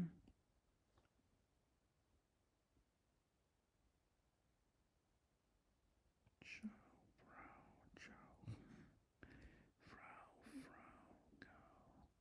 What are all these words even? Mrow, yeah, sure.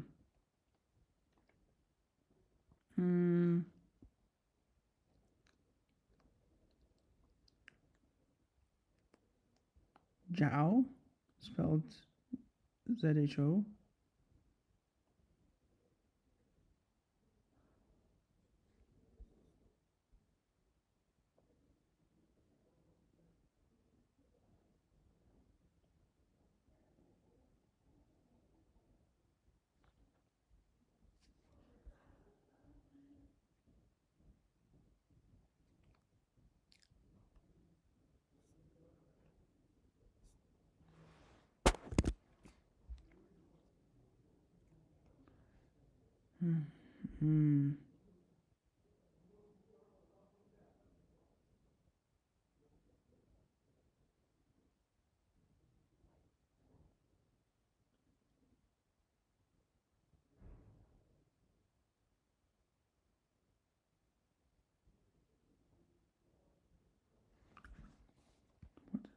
Current version of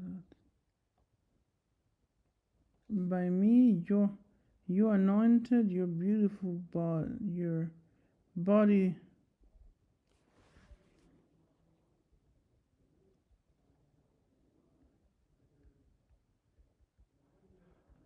Your body so beautiful.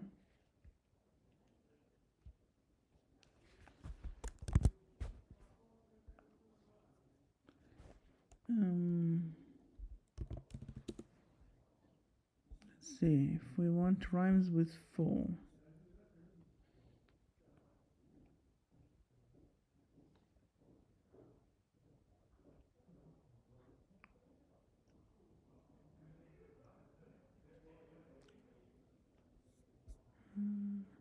So few.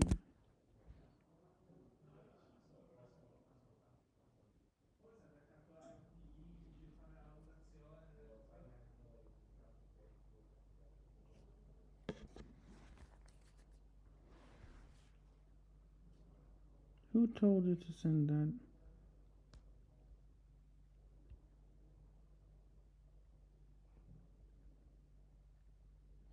You anointed your beautiful body then. Does then seem more favorable in terms of rhymes? It's 2:11. I should probably hurry, but I want to finish this. Ben, what are all these words? Pen.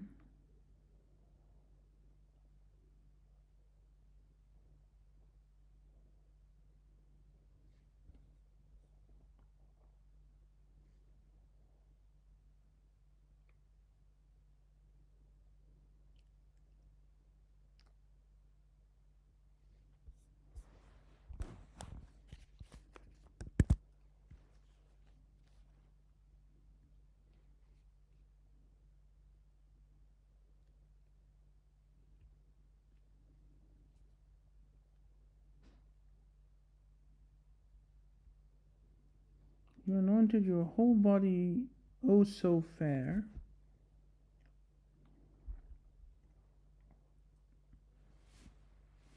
And upon a soft bed you lay by your tender girl friends, away.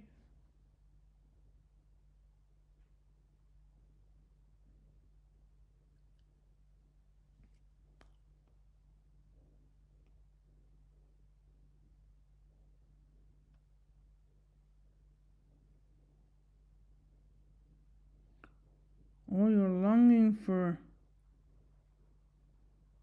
young ones you chased.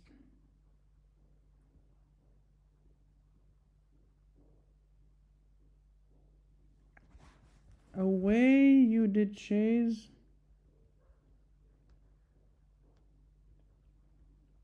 Chase all your longing for young ones. There. Like I don't want to repeat young girls, but otherwise I guess I have to, because otherwise it's not clear that it's females. Okay, so we fixed this tercet. As for the other tercet, neither hill nor temple nor pool of water I've known before.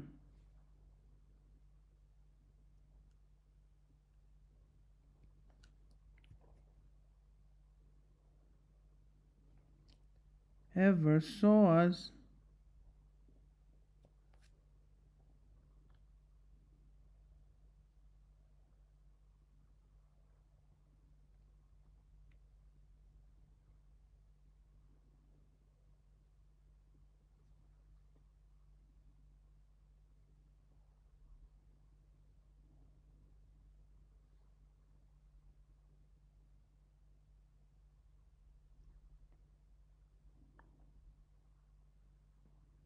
Neither from hill nor temple nor pool of water I've known before.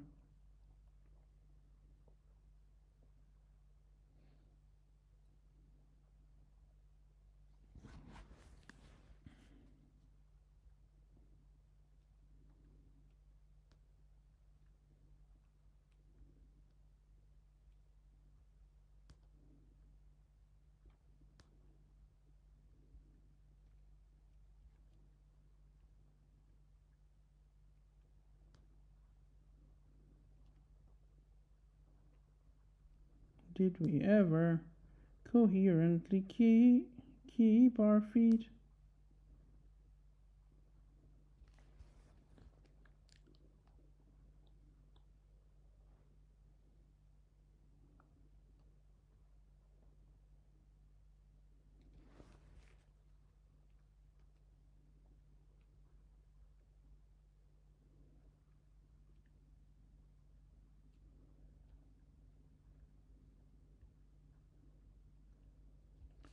Okay, so with a little bit of tweaking, we have saved all three translations, which means that we now have to translation review a couple. We now have to review the translations of the little quote, and then we close things for tonight. And tomorrow we need to record a bunch of stuff.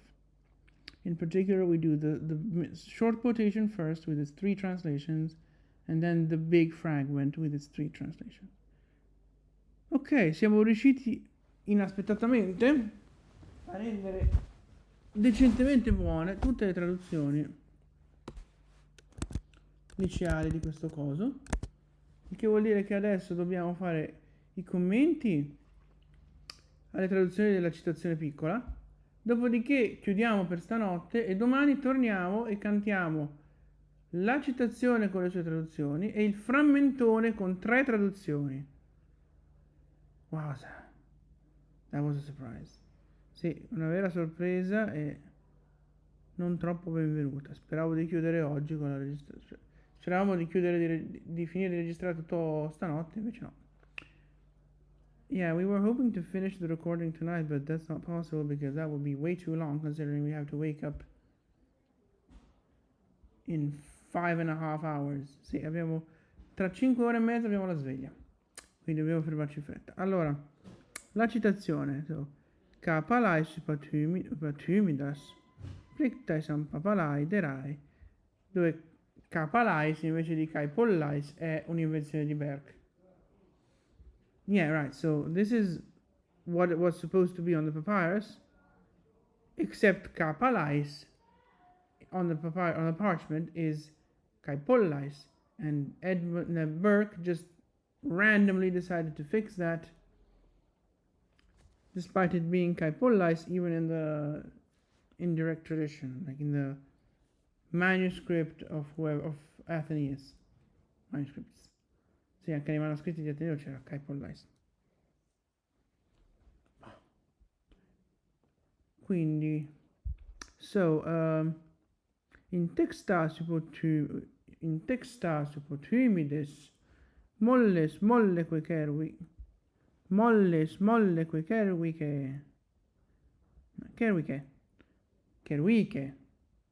So we have the immetricality and we have the misplaced que. For the rest, it's fine.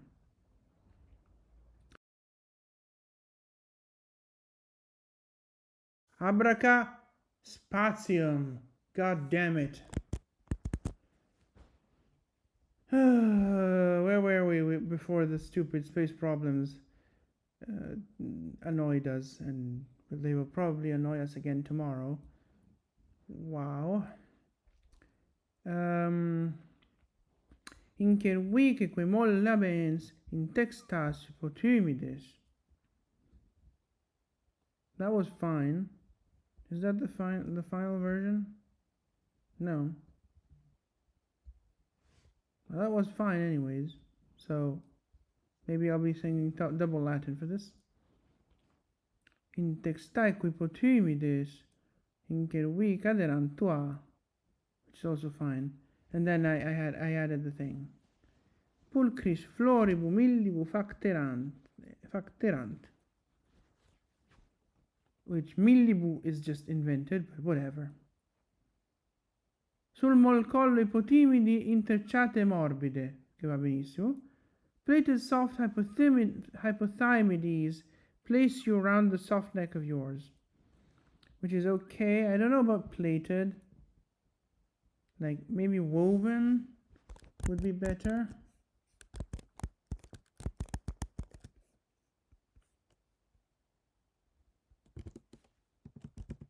Plectos. Plate, okay. Plated, wreathed. Maybe wreathed is better.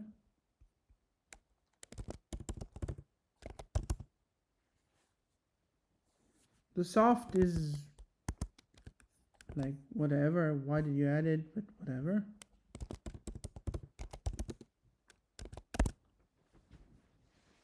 And the place you around the soft neck of yours. Why the extra verb? But I guess it's just to fill up a gap that would otherwise be there. So okay, not the best, but okay. And with that, we close the recording for tonight. And we reconvene tomorrow, hoping to not have too many space problems. Esatto, quindi con questo per stanotte chiudiamo le registrazioni e ci ritroviamo domani, sperando di non avere troppi stupidi problemi di spazio.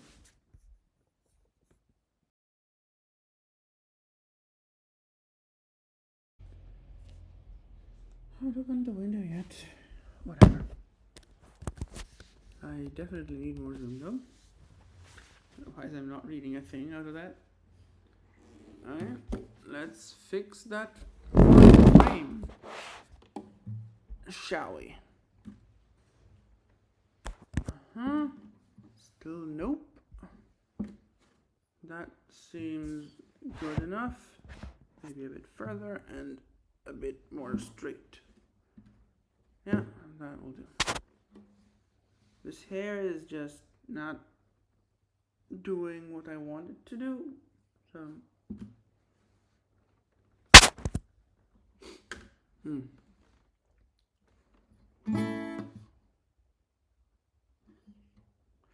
Kapalais hypatumidas.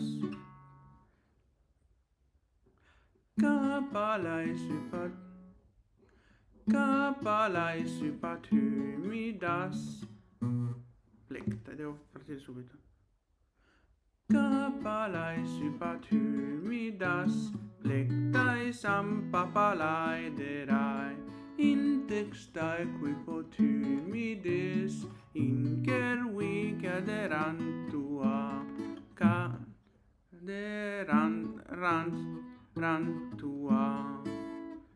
Rantua caris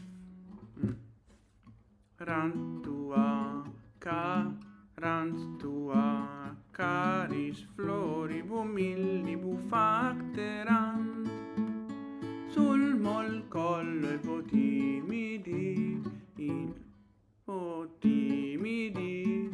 intrecciate morbide wreathed soft hypothymides place wreathed soft hypothymides change Wreathed soft hypothymides, place you round the soft neck of yours. Soft neck of yours. Soft neck of yours. Inker weak que molla be. Soft neck of yours. Inker weak. Soft neck of yours. Inker weak que molla bens. In textas hypotumides. Tumides. Du säg tumides. Tumides. Pulchris floribo millibo facterant.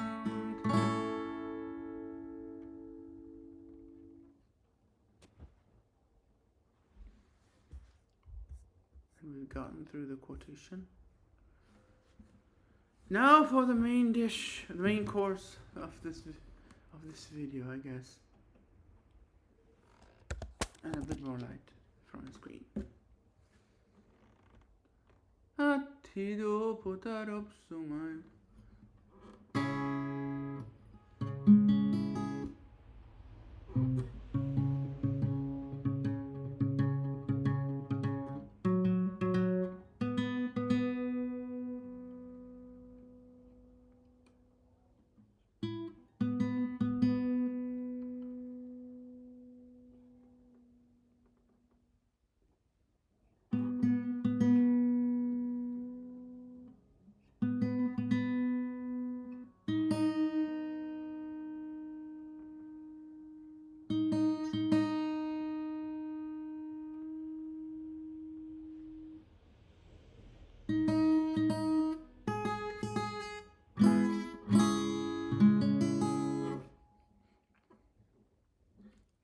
Attido potaropsumai na kenda dolostelo.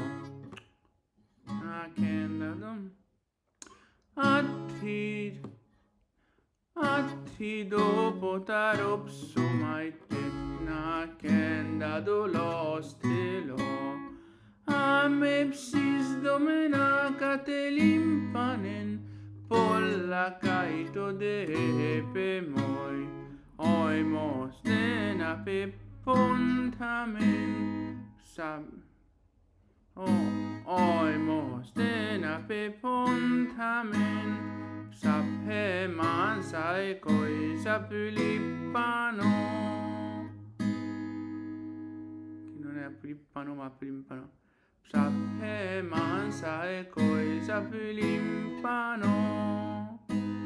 Tande gotta da me boman. Cairo i cerche o cameten.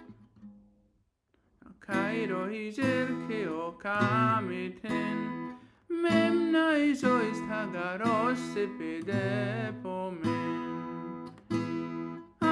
De me alla se godhelo omnai zaita sula omnai zaita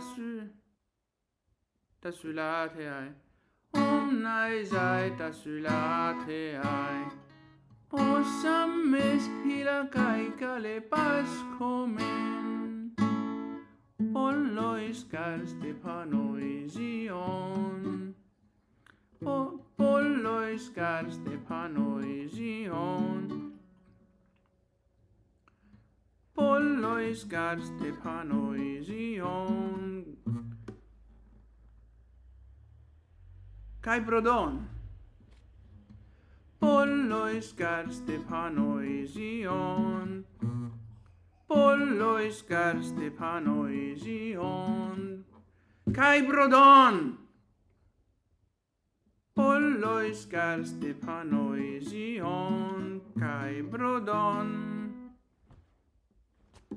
Pollois cars de panoision, kai brodon, croquion tu moi, carai, scroll on tu moi, carai, on soi pare moi per te cao.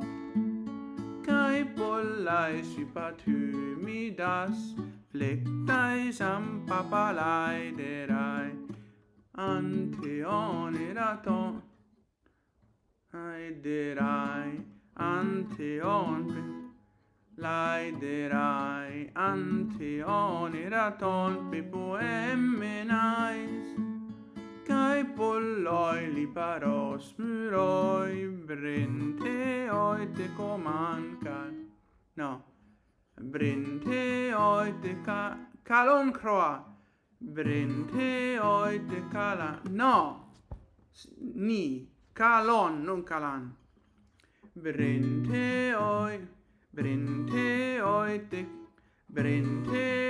te calon croa, exale,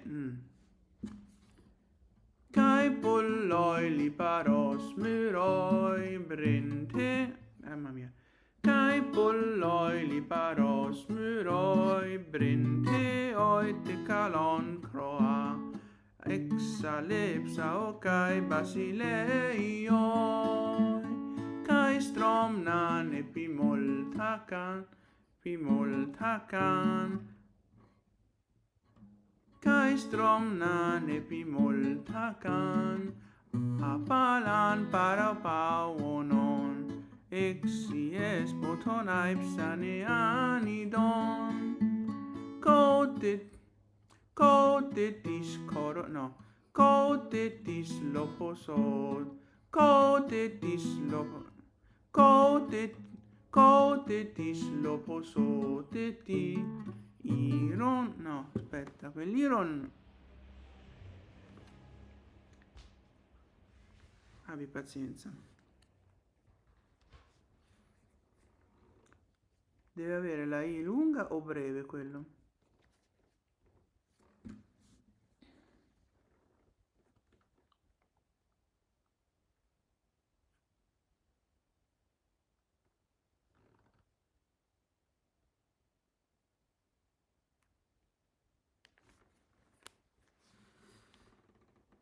Lunga.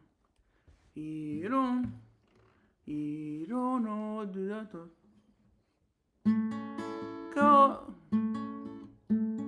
Kotetis loposoteti, irono dudat. Kotetis loposoteti, irono dudatos reon. O dudatos reon. Eplet. O dudatos reon. Epleto. Dudatos reon. Epleto potenam mesapescomen. O calzos di parearos, ora esplero et ispsopos, allam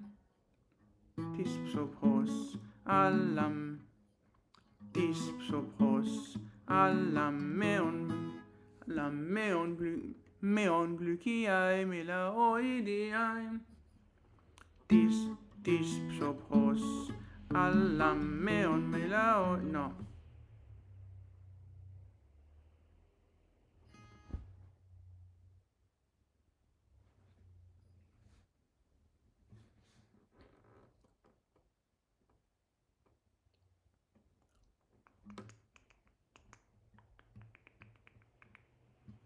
There was these are glyconians expanded with one left, not two.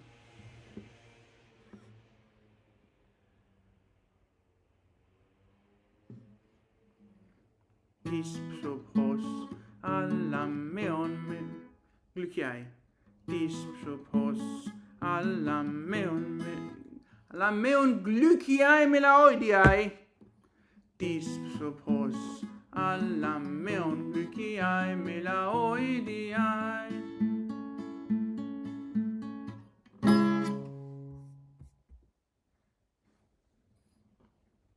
Attidaut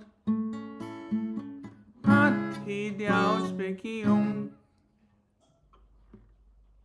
Attidaut specium quac. Attidaut specium quac.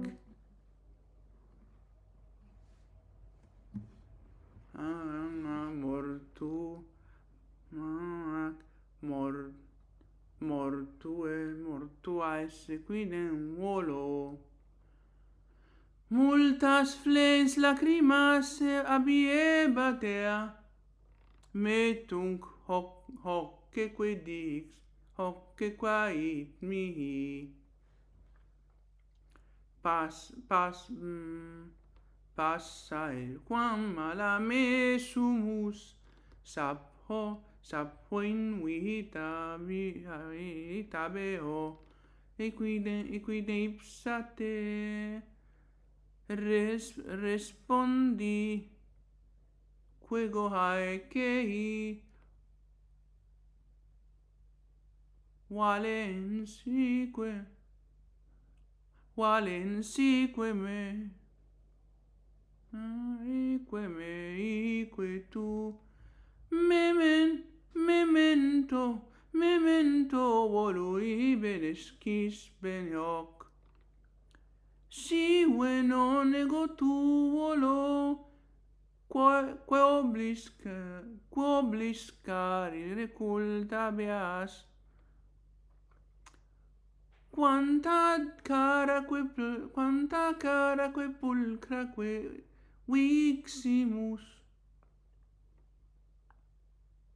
coronas violarenin, et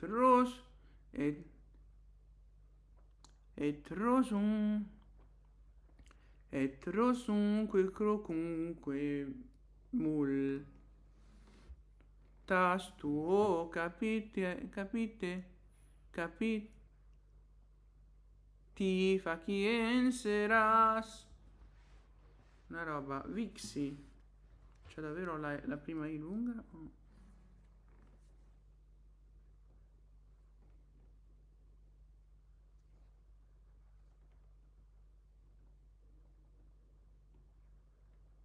Vixi, sì. Vediamo un po'. Attidiaus peciam quac mortuos. Quidem volo. Attidiaus peciam quac mortuos. Quidem volo. Multas fles lacrimas abiebatea, metunc hoc quaid mihi. Passae quam mala me sumus, sapim vita beo, equide ipsate respondi, quego haecei, valensino,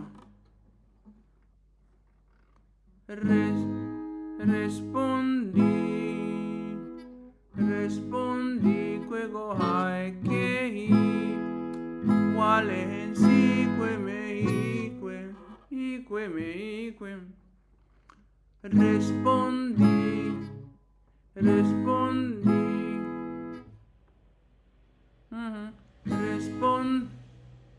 respondi, quego haecei, valensique me ique, respondi, quego haecei, valensique me ique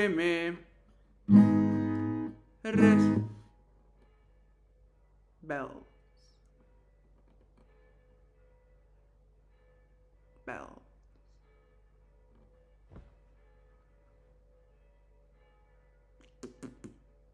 Campanas del Belin.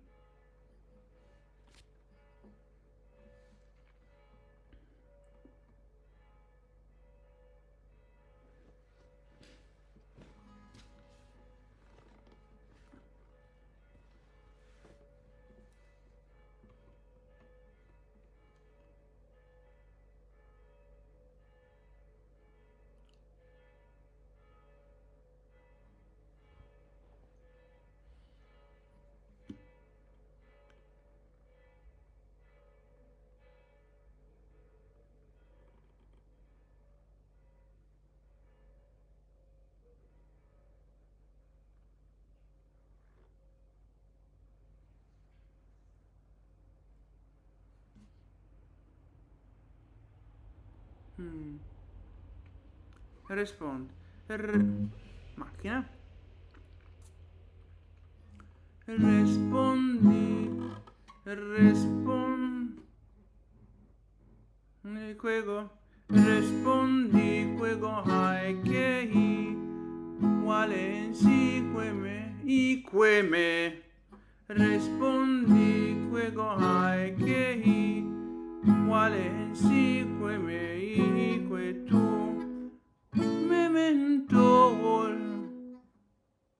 Memento lui bene skis ben yok.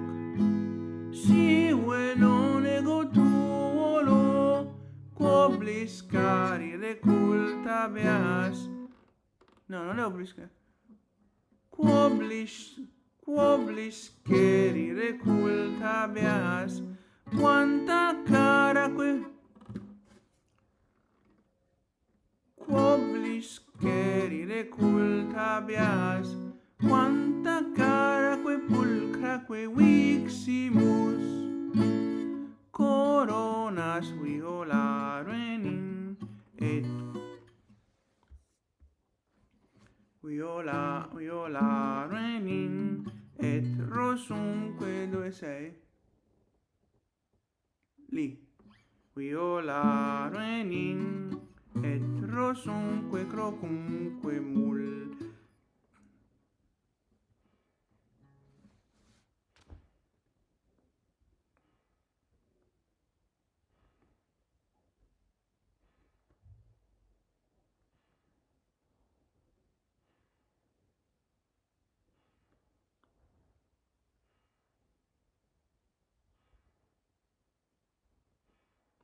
Mezzogiorno.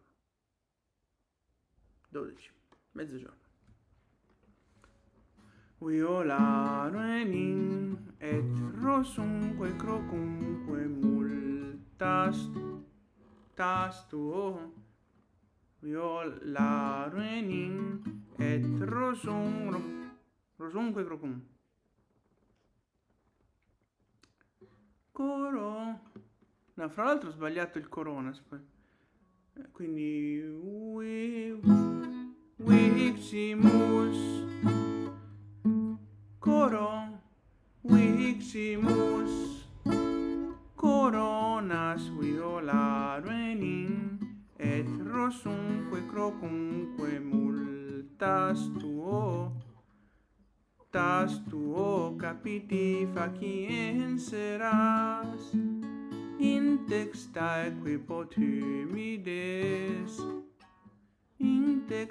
equipotumides incervi caderantua caris floribu facte quidentui caris floribu facte quidentibi unguentoque regala dunque vas corputi bipreti.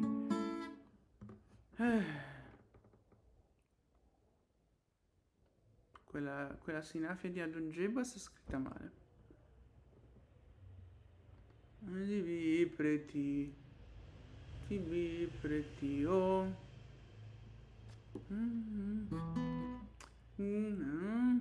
Ebas corputi bipreti. Corputi bipreti.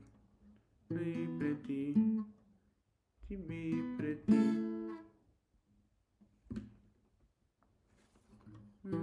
Ti bipreti, oh. Lunghe.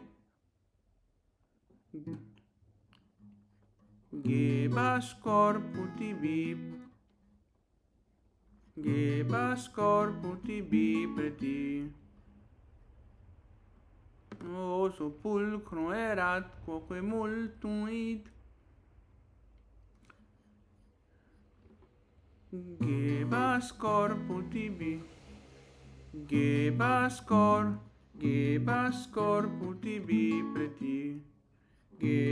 corputi bipreti, o sepulcro erat quoque multum id. lecto molle super prope,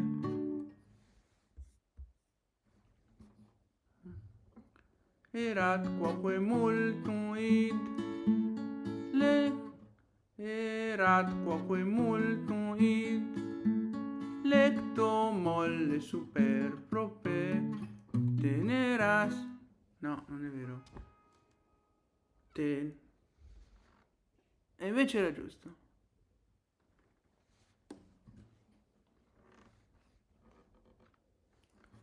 Erat quoque multum id, lecto molle super prope, teneras comites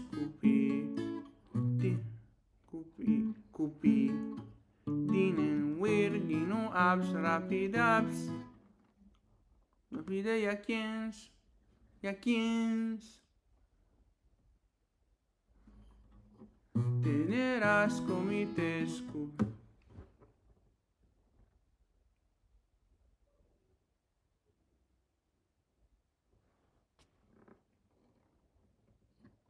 Quattro brevi di fila non è mica...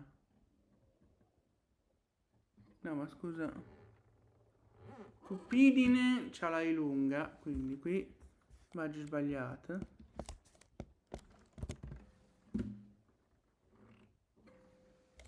Tesorino, selezionala e sovrascrivila quella I. Teneras comites, teneras comites cupi, teneras cupi, no, teneras comites cupi, dinem,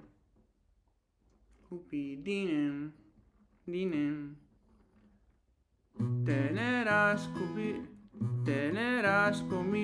cupi, dinem, virginum abs rapide jaciens, eras tu meque, no, eras tu neque colline templum en jaciens, eras tu neque colline templum en neque fons aquae fuit quonos quide adire vitarimus fons aquae fuit quo fons aquae fuit quonos quide adire vitarimus nec nemus propever quidem rumor plenum habebatat tul nec nemus propever quidem rumor plenum habebatat dulces nostri neore sonant cori, mai più attideri vedrò esser morta davver io vo.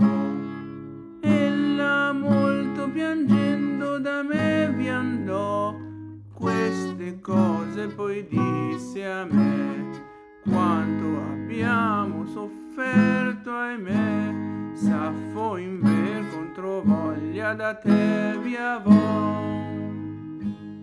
Io risposi a lei così, basta i veneri, basta i veneri, basta i veneri, basta i veneri, ricordati di me quanto ben t'ho voluto, sai, volentieri ti ricorderò quel che tu scorderai se no, bella e cara la nostra vita era assai, di viole ghirlande sì,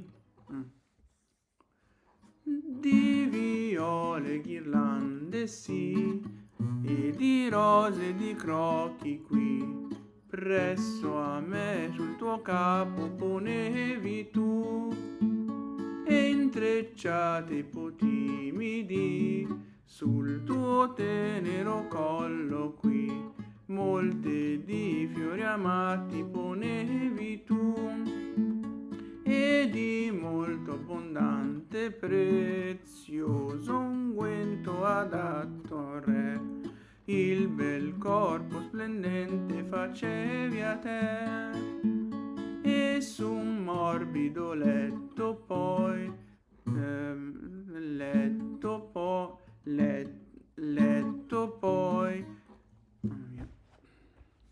dove sei? Letto poi, presso dolci compagni ancoi. No.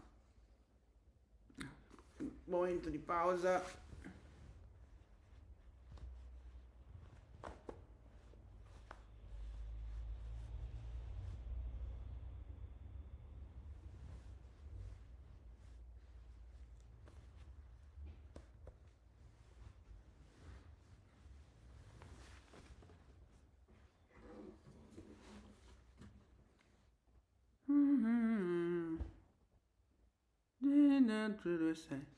E su un morbido letto poi, e su un morbido letto poi, presso dolci compagni ancoi di fanciulli, e su un morbido letto poi, presso e su un morbido letto poi, presso dolci compagni ancoi di fanciulle la voglia cavavi a te, né a collina né a tempio mai, né a specchio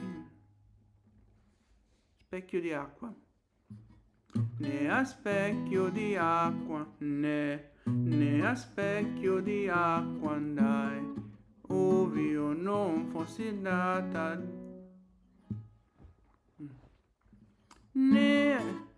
né a collina né a tempio mai, né a collina né a tempio mai, né a specchio di acqua andai, ov'io non fossi stata già pria con te, né mai bosco riempivasi,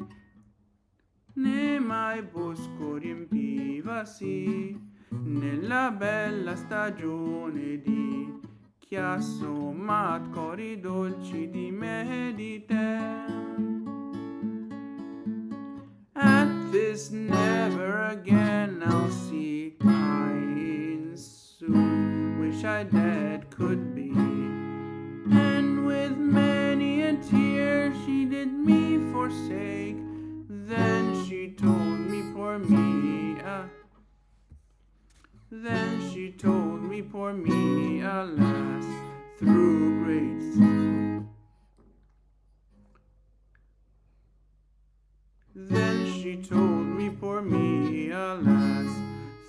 great pains we were forced to pass.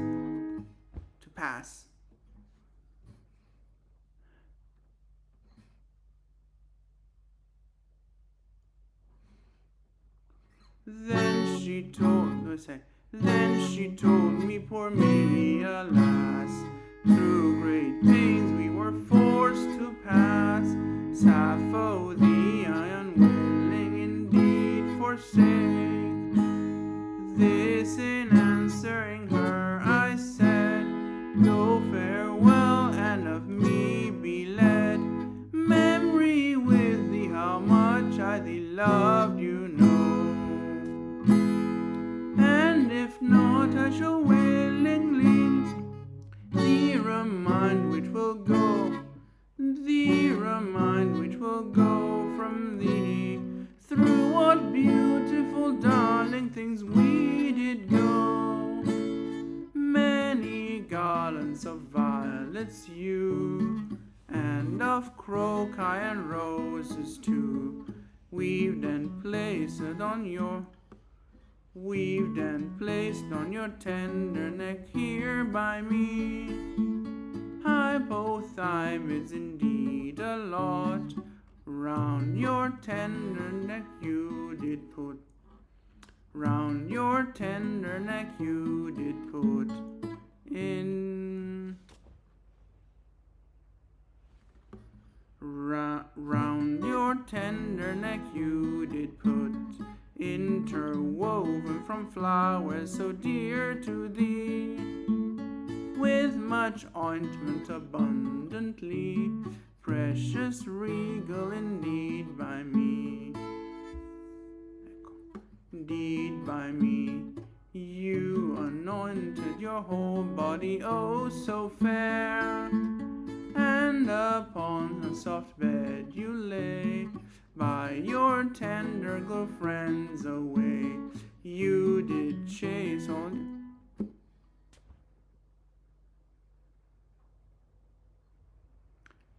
What was that supposed to be? You did chase all your longing for girls, for young girls then. That was supposed to be all your longing. Away you did chase all your longing for young girls then. Not there. And upon a soft bed, me, and upon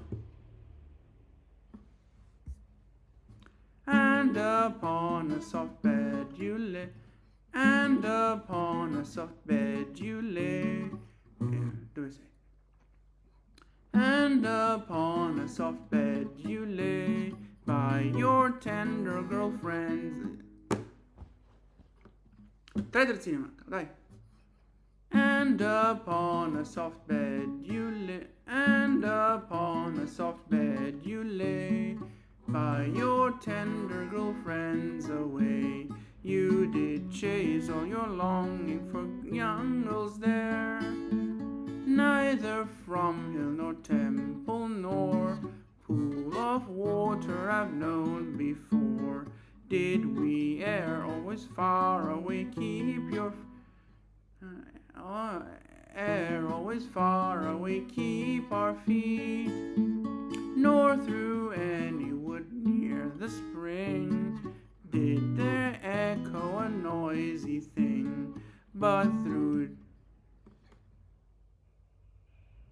That was a correction that was supposed to be. Nor through any wood near the spring did there echo a noisy thing, through it echoed our choruses oh so sweet.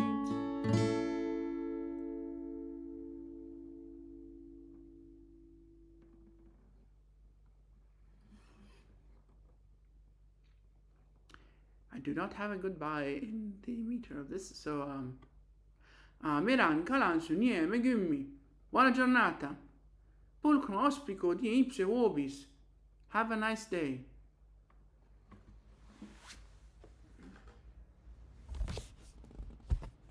And with that, this recording is finally over. 3 sessions for a single video. Wow.